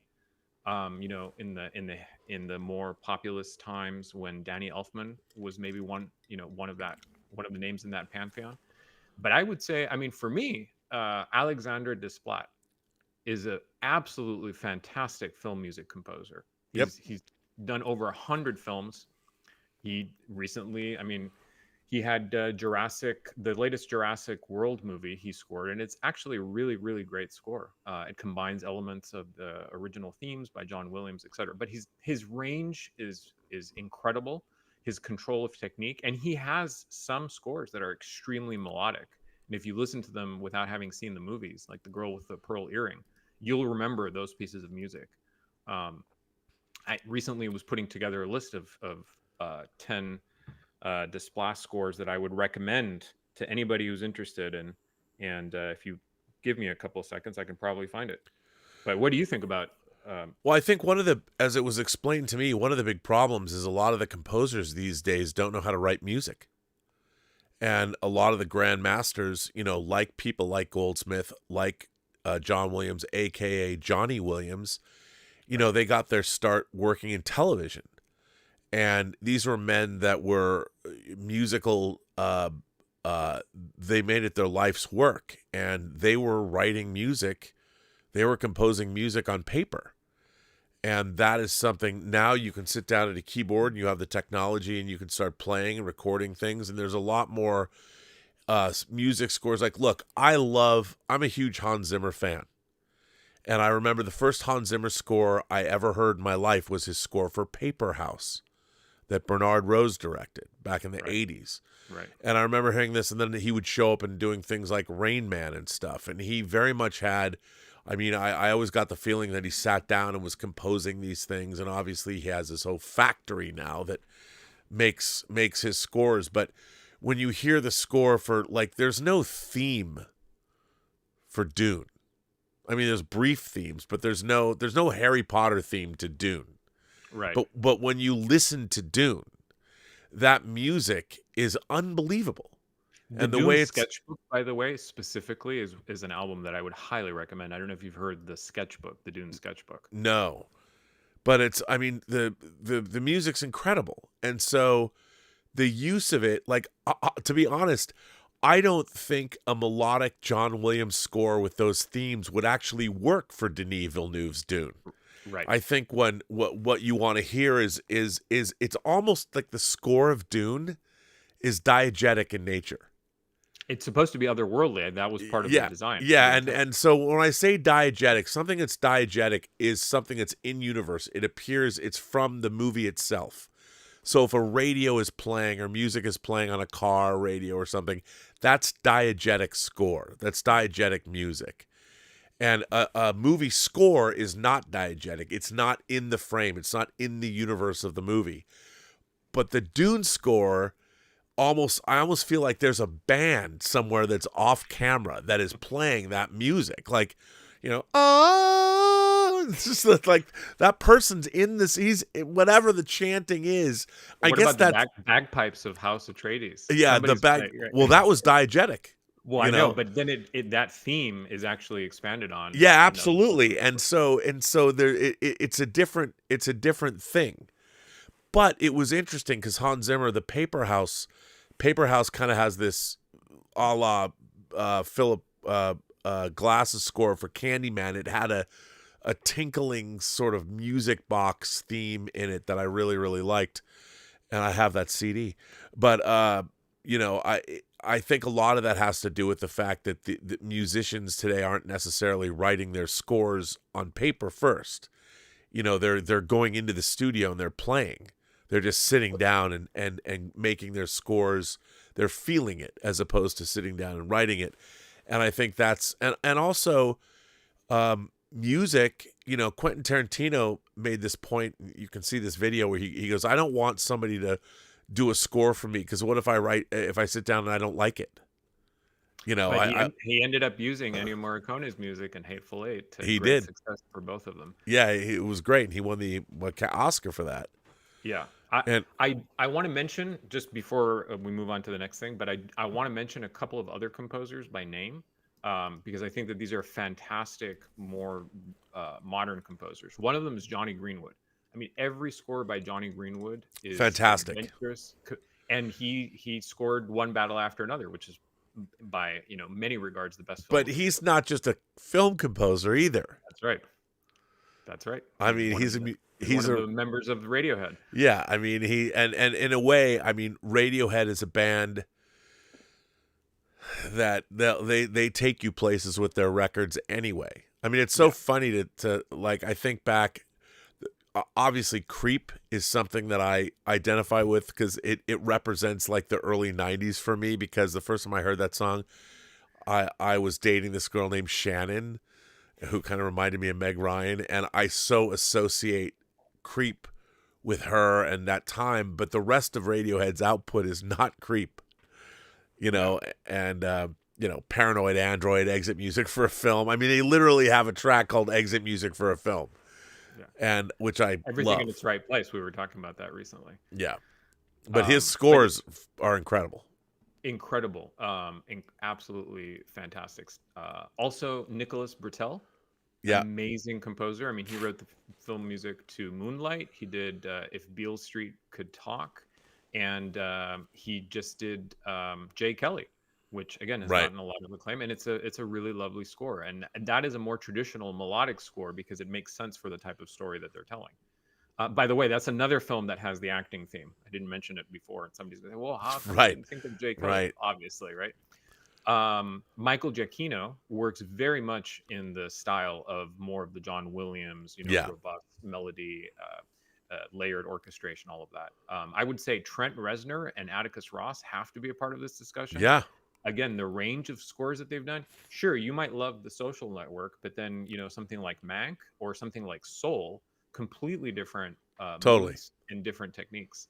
And then one more that I would say, or actually two more, Justin Hurwitz, another great composer, often working for Damien Chazelle, obviously wrote the music of La La Land. Babylon is my favorite score by Justin Hurwitz. I think it's incredible. And then Hildur Guðnadóttir or Guðnadóttir. I'm not sure how to pronounce her last name, but her music is definitely more avant-garde and more dissonant on the whole. But Chernobyl, Joker, things like that, winning the and Ludwig Göransson, since we're going in those directions. Absolutely, who's done Star Wars with Mandalorian and Black Panther, and we were talking about Sinners. What a fantastic use of music. Oh, and they're like all part of the same. I mean, I love that Ryan Coogler has this group of people he came up with that he's still using, and I believe they went to school together. Yeah, so absolutely. And then here's the list. I'll just go through it real quick. Here would be this is what I would call a good 101 or an intro to the film music of Alexander Desplat. Girl with a Pearl Earring, 2003. Birth, 2004. Painted Veil, 2006. Curious Case of Benjamin Button, a personal favorite, 2008. Fantastic Mr. Fox, that gives you more of that, again, the delicate sort of melody making, 2009. Ghost Rider, that was Polanski, 2010. Tree of Life, Terrence Malick. I mean, think about all of these filmmakers. Amazing. 2011. Danish Girl, 2015. Little Women, 2019. And then Pinocchio, fantastic score. And I need to point out, this year. Ghost Rider, not Rider. Not the Nicolas Cage Ghost Rider, the great... The political thriller directed by Polanski. Yeah. That Kim Cattrall's in. I think this is based on the Robert Harris book we were talking about. Yeah. Anyway, Darth Plato sends in. No, that all great stuff. Darth Plato says, "God damn, making a classic into a film is a good thing. Remaking material that is in itself derivative, now that's a problem. The Odyssey is not derivative. Hell, even Tolkien leans heavily on Homer." It's true. I mean, the idea of the quest and that there's something irresistible about that story as well. I mean, take what you want about Homer. He understood what an adventure that appeals to people would be, with the classical themes. I need to get home to my wife before one of these jerk-offs takes her away from me. One of her many suitors. DUI Champ says, oh wait, I already did that one. Now this is a total change of pace, but I love this question. Warrant 765 says, he sends in a $50 super chat. A $50 super chat. Warren, you're a very generous man, but this is a great question. Should have Star Trek 3 villains been Romulans instead of Klingons? Were the Klingons written as Romulans? Well, sir, I can answer that. The original, the Return to Genesis story that Harv Bennett wrote, they were indeed Romulans. And I used to own the story. I want to say it was like 30 pages. So I loaned it to Mark Altman. I never saw it again, but it was officially from Paramount. And in the original, if only they had stuck to this original story outline. So in the original Star Trek 3 story outline, it was the Romulans who snuck over to the Genesis planet because they're like, where did this planet come from? And so they're very concerned. So the Romulans go to the Genesis planet. They land on the Genesis planet, and they set up a mining operation because the Genesis planet was designed to have rich dilithium in it, which makes sense if you're programming the Matrix for a planet and you need dilithium. Why wouldn't you do that? So the Romulans start this mining operation. Unbeknownst to them, Feral Spock, who's tied to the aging of the planet, is there and starts picking off the Romulan crew. So it's like the Romulans are like, what monstrous thing is out there killing our crew? So they got their own problems. And because of the revelation that the Genesis device is real, the Vulcans are so horrified that they're going to secede from the Federation. And so there's a big scene on Vulcan where that whole business of why did you not bring Spock back to us? Where's his Katra? That was all taking place on a Vulcan that was very hostile to the Federation, feeling betrayed that they didn't know that the Genesis device was real. And so it plays out, but it was a much more adult, much more sprawling science fiction script. But they obviously had to keep the budget down. And by the way, as we all know, the Klingons never had a bird of prey. Right. That was something that ILM built for the original version, and that version was never changed. And look, no, I love Leonard Nimoy. I got to meet him. I got to go to his house. But like all Star Trek actors, they don't know fuck all about Star Trek. So Leonard Nimoy doesn't know the difference between a bird of prey. He's not thinking about, I mean, this isn't to slight him. It might seem silly, but the actors are not up on the mythology of their own show that they're in, because their experience of that show is making it.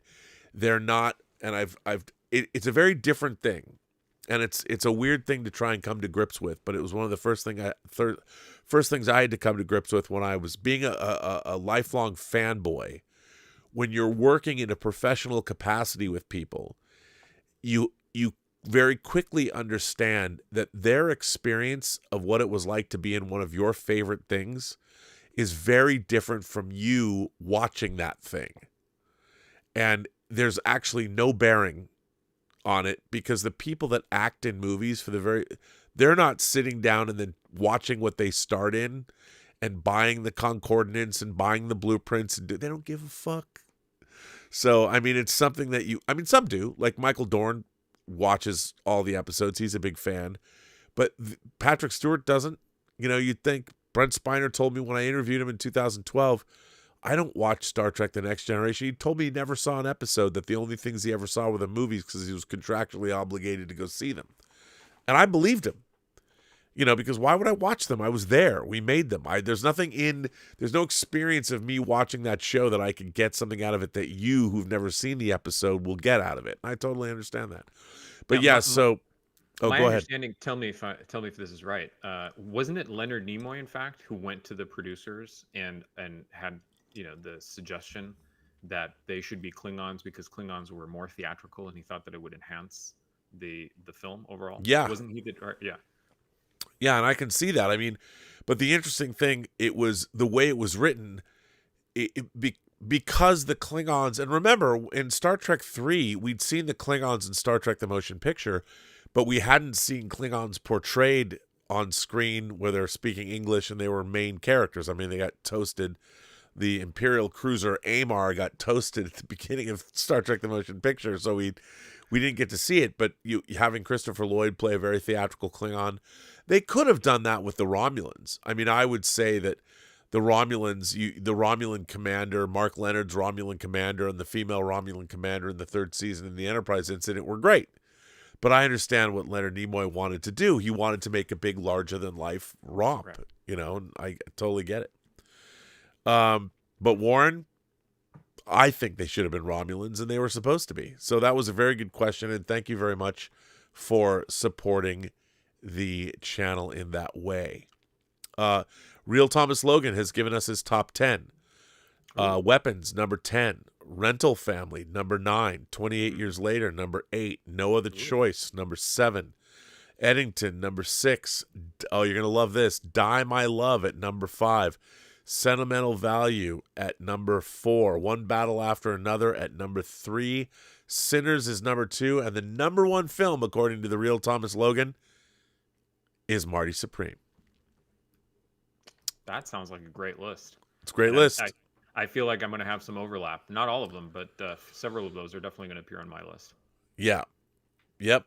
1001 Johnny says, well, come on, Rob. It was 10 minutes past now Christmas. I have to show some restraint. But I was going to say without context, with me, Blazer. There you go. The Real Thomas Logan goes on to say, I submit that the weird Sardaukar dialect we hear in the openings to Dune and Dune 2 will be revealed to be the voice of God Emperor Leto II Atreides. By the way, if Denis Villeneuve does one thing, I would kill to see him make God Emperor of Dune. I just want to see it just to see how that's going to play out. Please, somebody do that. And I don't want to see a Dune movie made by anybody else. I'm sorry, I just don't. I don't. Maybe it'll be great, but I just don't want to see it. Tom Jr. Jackson says, what's the difference between Nuremberg and Judgment at Nuremberg? Well, they both deal with kind of the same incidents. Maybe one is less judgy than the other. I don't know. I haven't seen Nuremberg yet. Have you? I haven't either. No. But I think they're both kind of dealing with the same thing. Floating Kites says, if Robert Downey Jr. plays a comic accurate Doom, or at least as grandiose hammy as he should be, he deserves a Best Actor nomination. I want a real trailer so bad.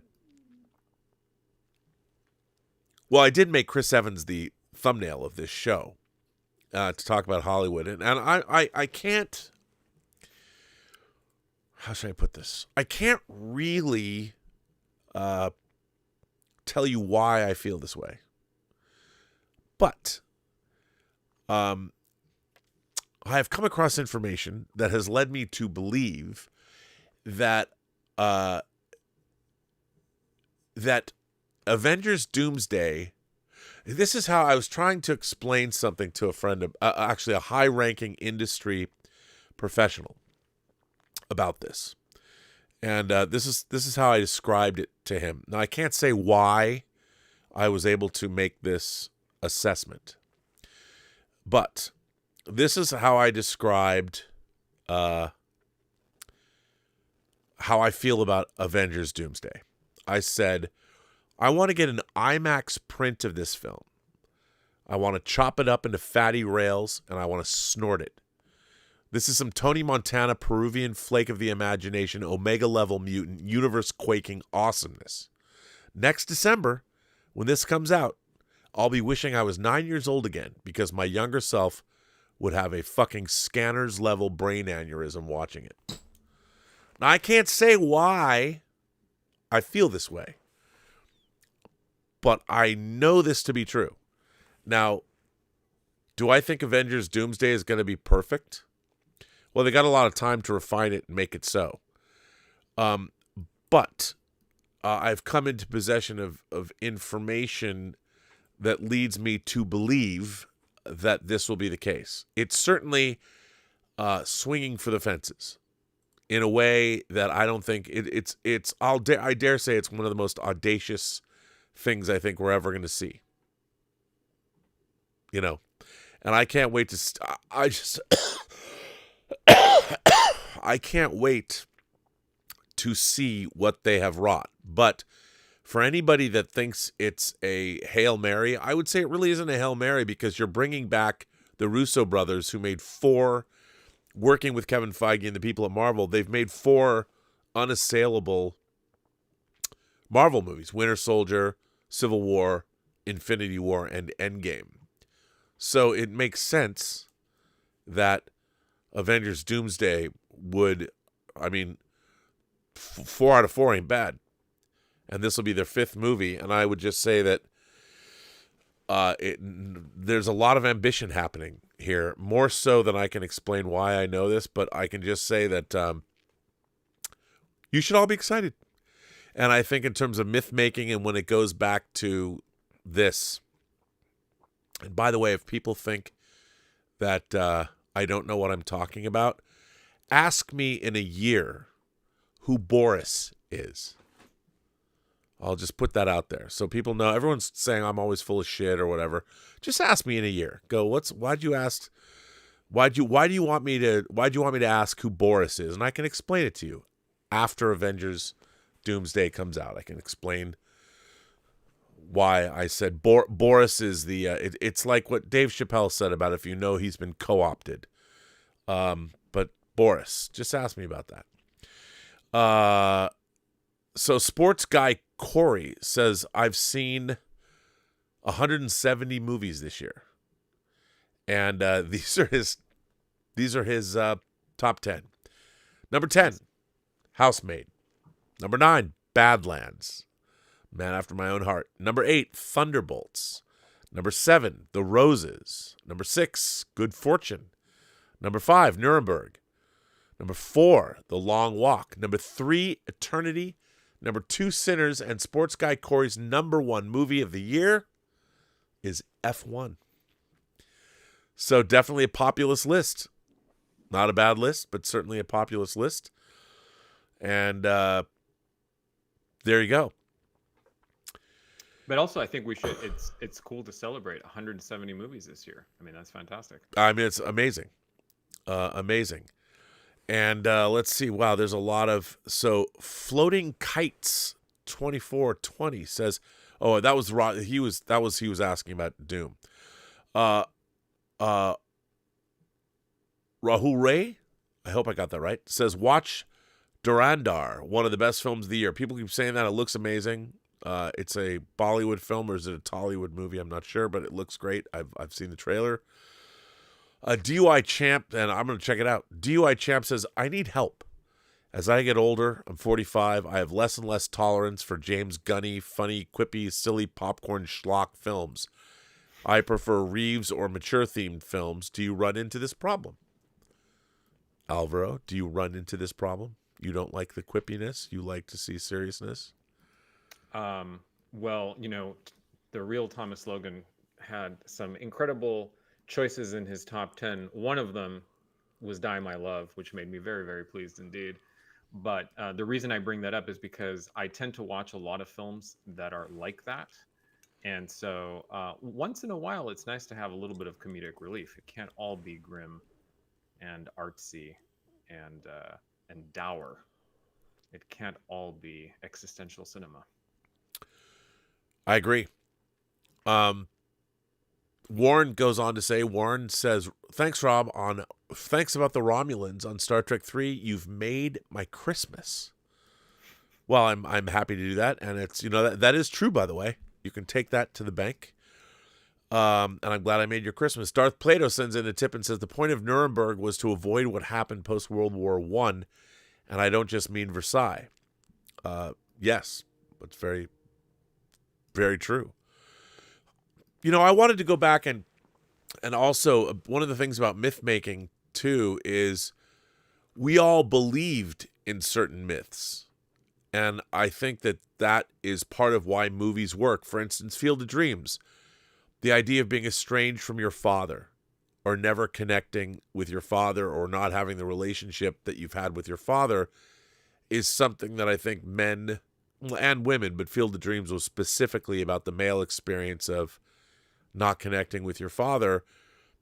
At the end of that movie, that was something that a lot of people can believe in or understand. And I think there's a truthful, and the way it's set up throughout the film is really beautiful. And the truthful nature at the end, when Ray Kinsella gets to have a catch with his father, it always is shattering, especially to the dudes watching it, because we almost have a Pavlovian response to the end of that film. Because I had a good relationship with my father, but he's been gone.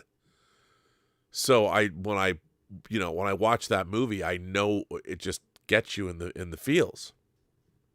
And I think that, or in the fields in this case. Or in the touche.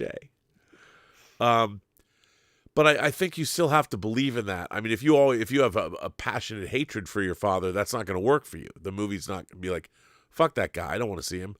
But for those people who did, and I think most people, not most people, but a lot of people have the experience of having a great relationship with their father. I certainly did, and that movie always gets me for that reason. That movie, the movies that make me cry, there are two kinds of movies that make me cry.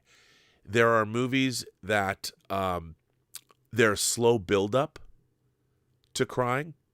For whatever reason, I'm so involved with the plight of the characters, and then there's movies that just somehow they sneak up on you and they just get you in whatever it is that you're watching. And the first time I ever cried in a movie was in Star Trek II, The Wrath of Khan.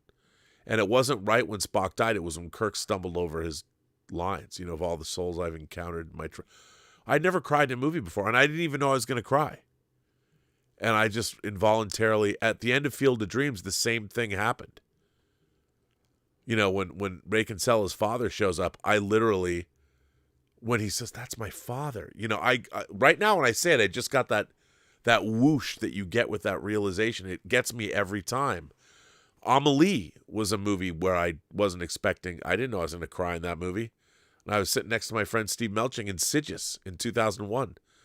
I had no idea. I just watched Kiyoshi Kurosawa's Pulse, which I was totally enamored with, and I watched Amelie as a follow-up, and I had no idea I was going to cry. Do you have any movies that make you cry, Alvaro?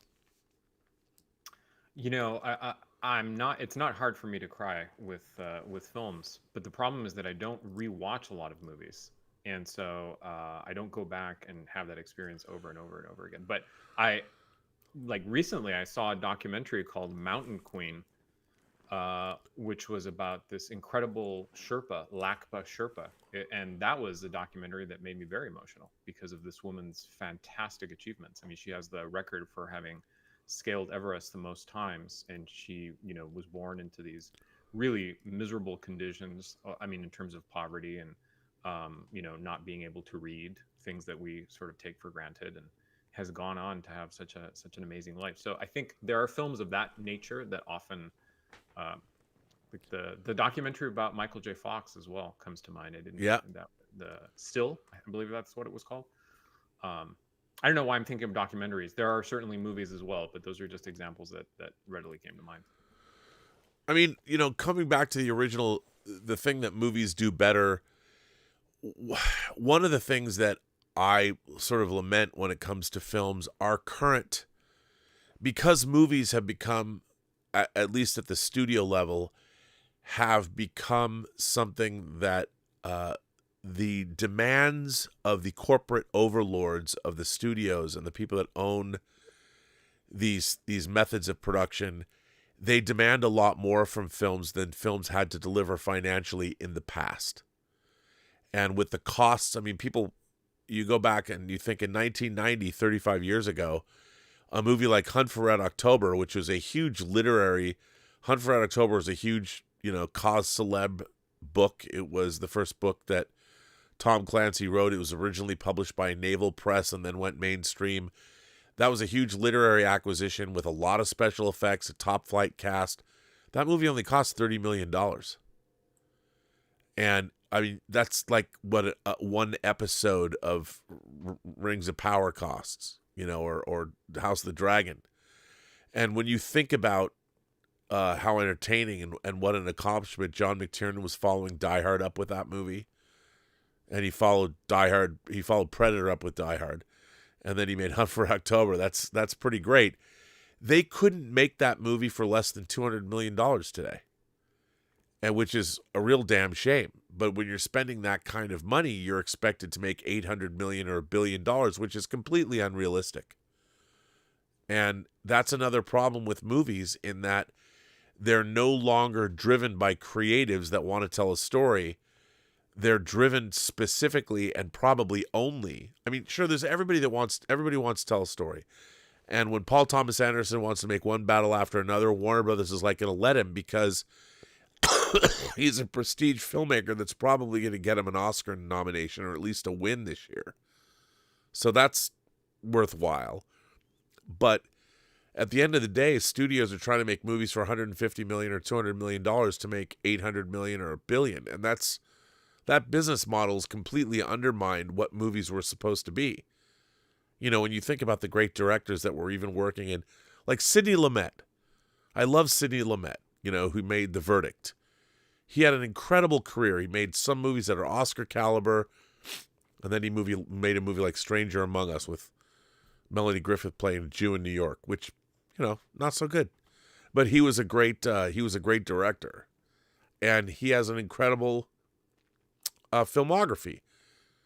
Not every movie is The Verdict, but he could make movies. He could make almost any movie he wanted, because they weren't costing $100 million. They were costing far less, mostly under $20 million. And when you're doing that, you can make whatever you want. And so the artistic nature of films, the auteurship, was, I think, much different than it is today.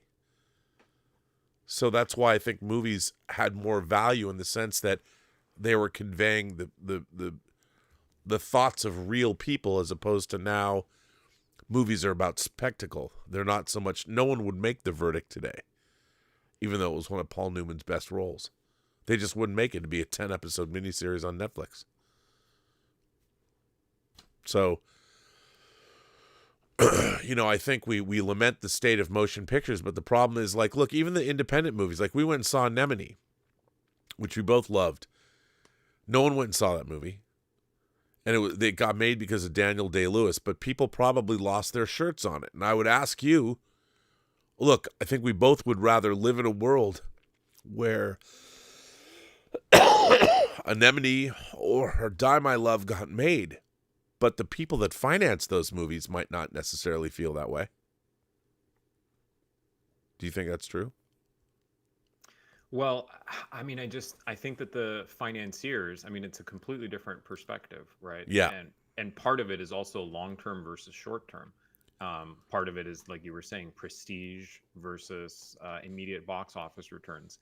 And some of these films, I mean, there are movies I think that are similar to Anemone or Die My Love in the sense that they didn't have much of a theatrical audience, but then they had legs later on through streaming. Sure. Or through other means of consumption. So sometimes it's hard to tell.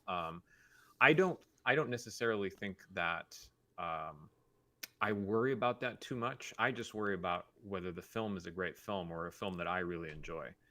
That's my primary concern. And I applaud people who take risks, even if it is temporarily a financial loss. I mean, I do think that an issue is budget creep.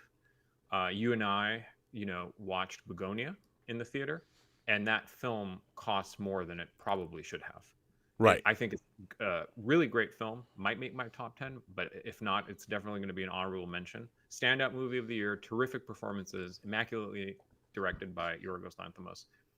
But it was pretty expensive. After the Hunt was also more expensive than it should have been. The year before, Queer was a really great film, interesting.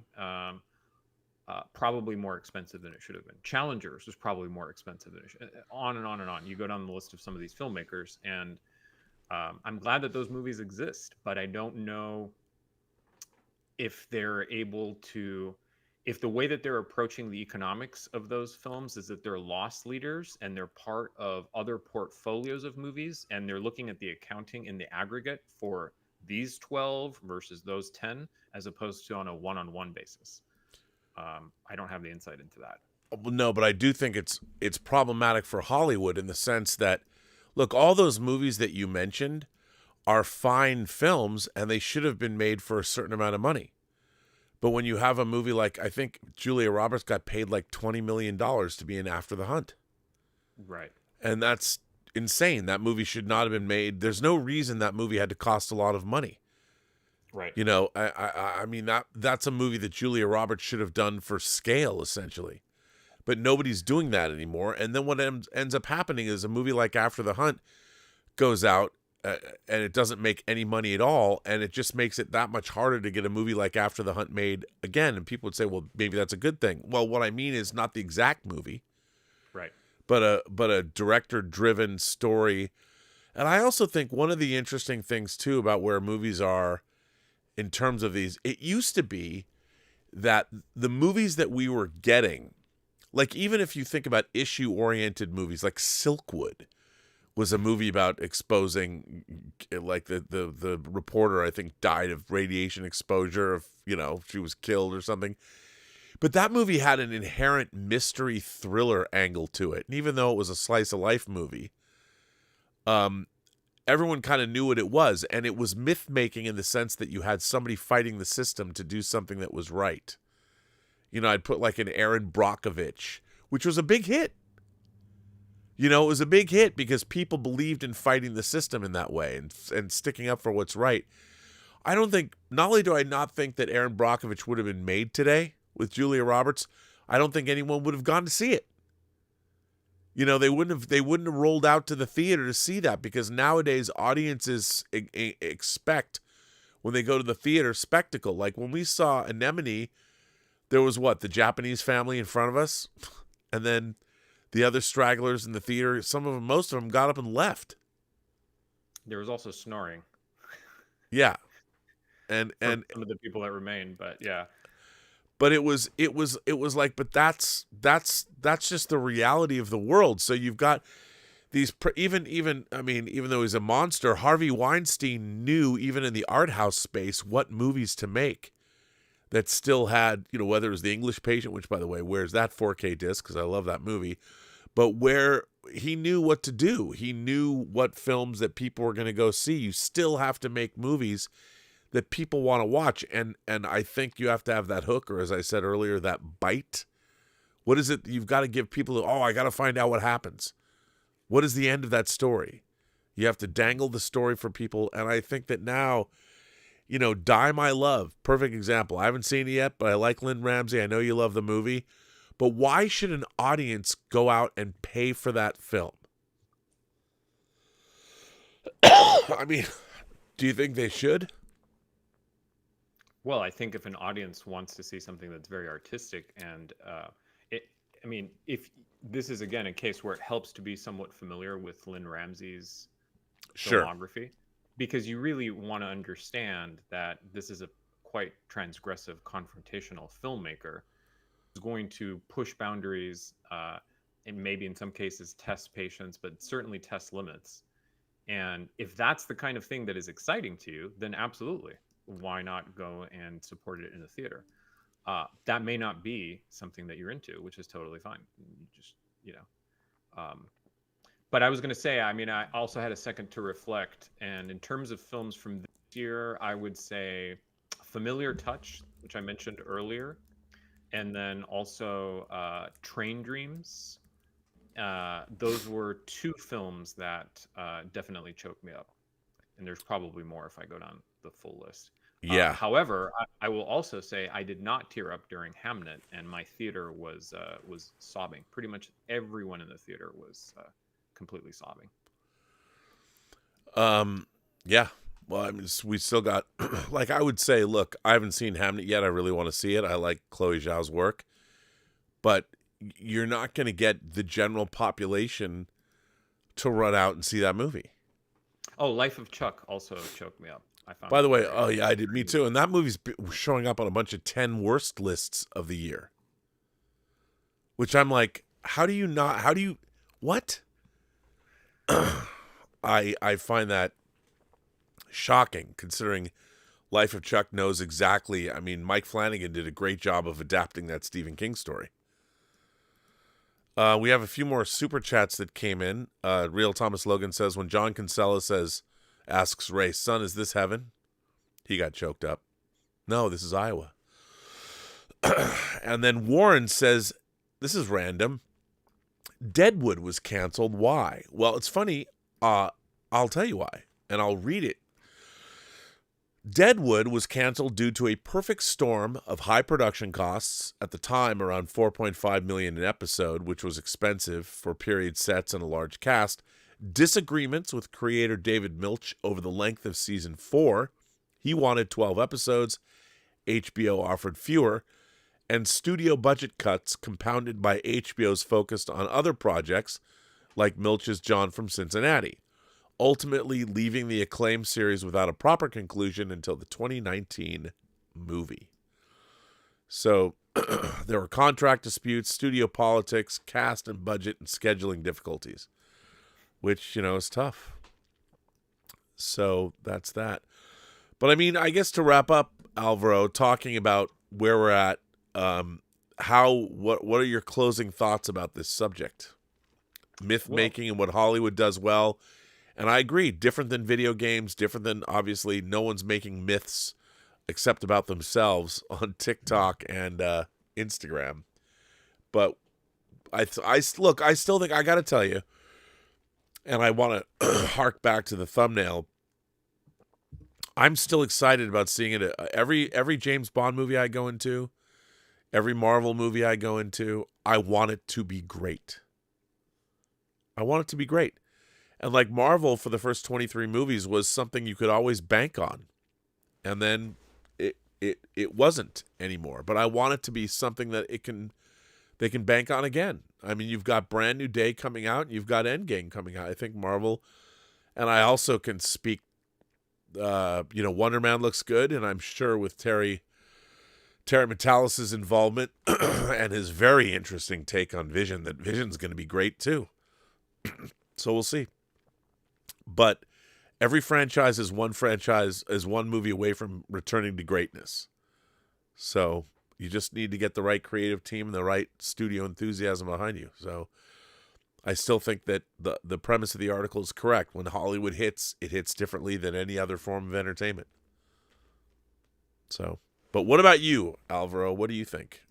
Yeah, I mean, as we've talked about, I think there's always things to be excited about. Again, some of them may be more reflections of the myths that are popular these days, or the ideas that are consuming people's attention. But I mean, you mentioned several of those films. I've already heard people talking about Doomsday because of the same release day of Dune, and I love it. I hope they keep that. Again, I mean, Oppenheimer and Barbie. Barbenheimer was a phenomenon. I think there's reasons to be excited. I think that there's looking at the forecast once again, box office is projected to be even stronger next year than it was the previous year, and I think that it makes sense for. I don't think we should be thinking about video games and some of these other mediums of storytelling as rivals or competitors. They're just alternative conduits. I agree. Of creation, and they have now created as many myths as recent films have in Hollywood in terms of blockbusters. And as the article mentions, I mean, they have more revenue and more engagement, and there's a reason for that, and the power of the storytelling is part of it. The other thing that I would say is we have talked on this show, Rob, probably 4 or 5 times about how things always come back to Star Trek or to the Twilight Zone. And I have to say, that's happened yet again. Uh-oh. So today, December 25th, 101 years ago, that was the birthday of Rod Serling. Wow. December 25th, 1924. Wow. So I thought, Twilight Zone is great to watch around this time of year. I encourage everyone to do a Twilight Zone marathon. Night of the Meek is a great Christmas episode of the Twilight Zone. So, yeah. Well, I love that you're full of facts and figures. It's always great. Well, listen, I will let you go. We've been on the show for 2 hours. I want to wish everybody a very happy holiday season. As I said up front, Merry Christmas. And yeah, I dropped my 13-track album. Look for that. It's all science fiction, fantasy, and horror oriented for the most part. And it opens and closes with 2 personal little songs I made about my own little history. Tell me what you think. Is it worth pursuing at all? Who knows? I don't know. But you'll have to be the deciding voice there. And then, of course, Alvaro's book, Equimedian, is available right now at Amazon and your Substack. Always really interesting. Great readings at your Substack, which you can get the link to Alvaro's Substack just down below in the description.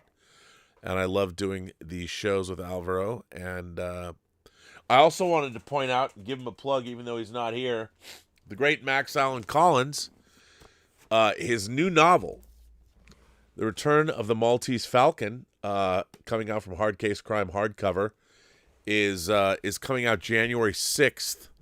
And, of course, Max Allan Collins signs it, "Have a better 2026, Rob." So there you go. Max Allan Collins, the great Max Allan Collins, his new novel coming out. I only have the best people on this show. What can I say? So look out for that. 2 novelists where you can buy their work right now and go support great creators' efforts. So, Alvaro, do you have any hot plans for New Year's Eve?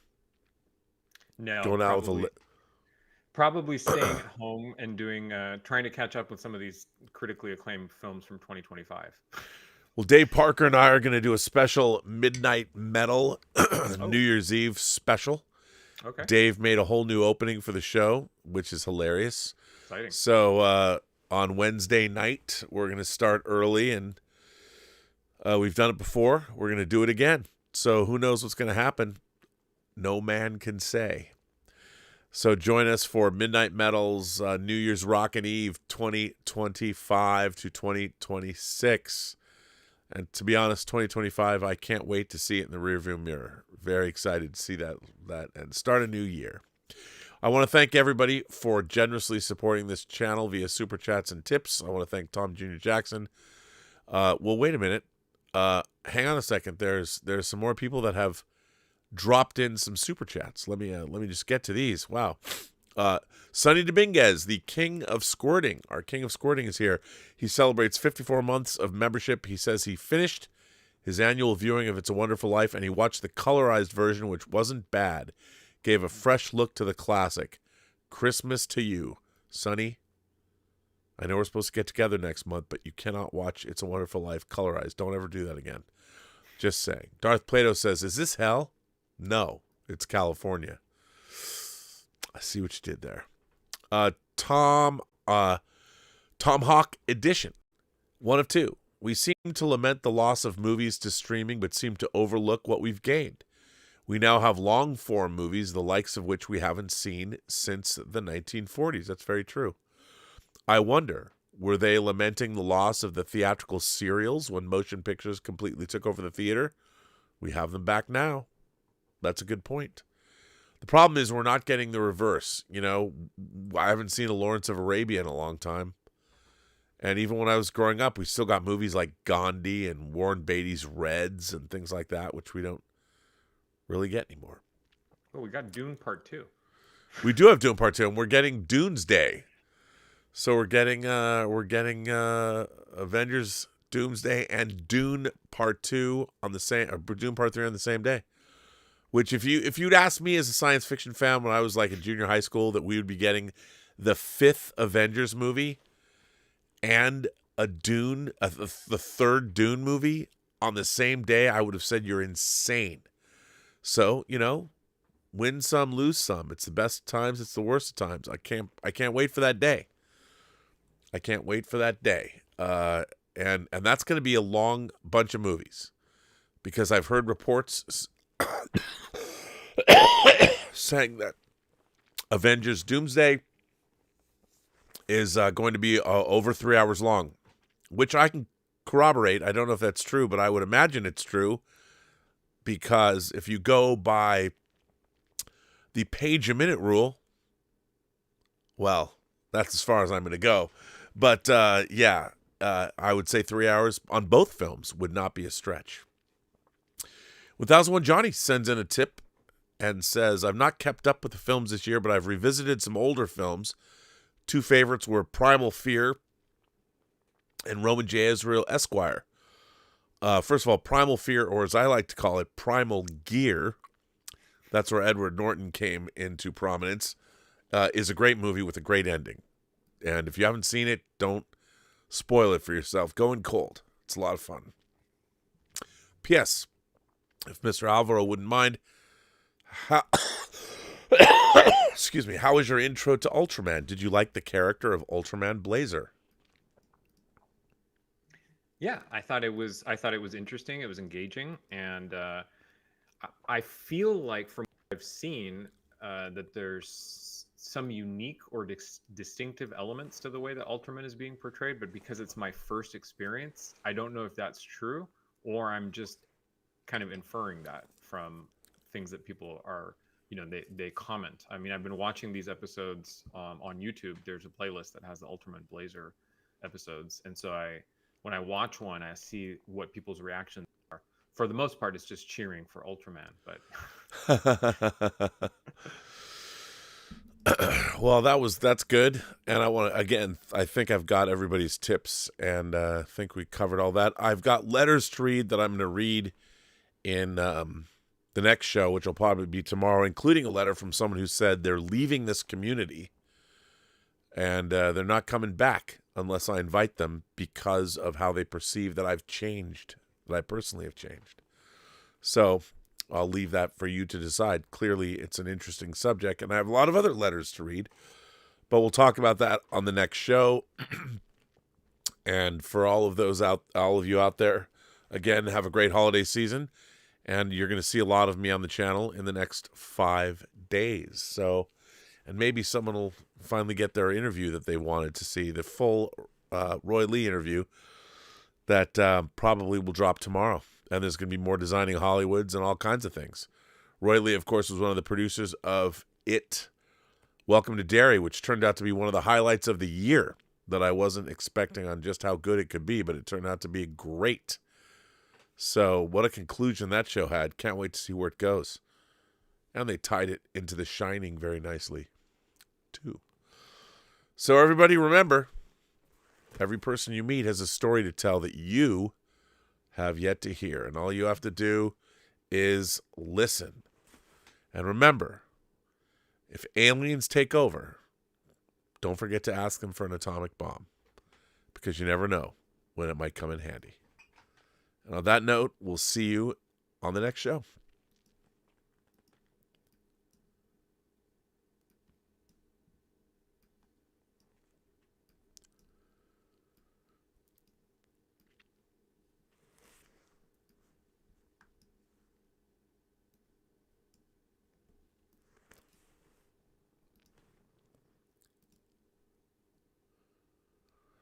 And we are out.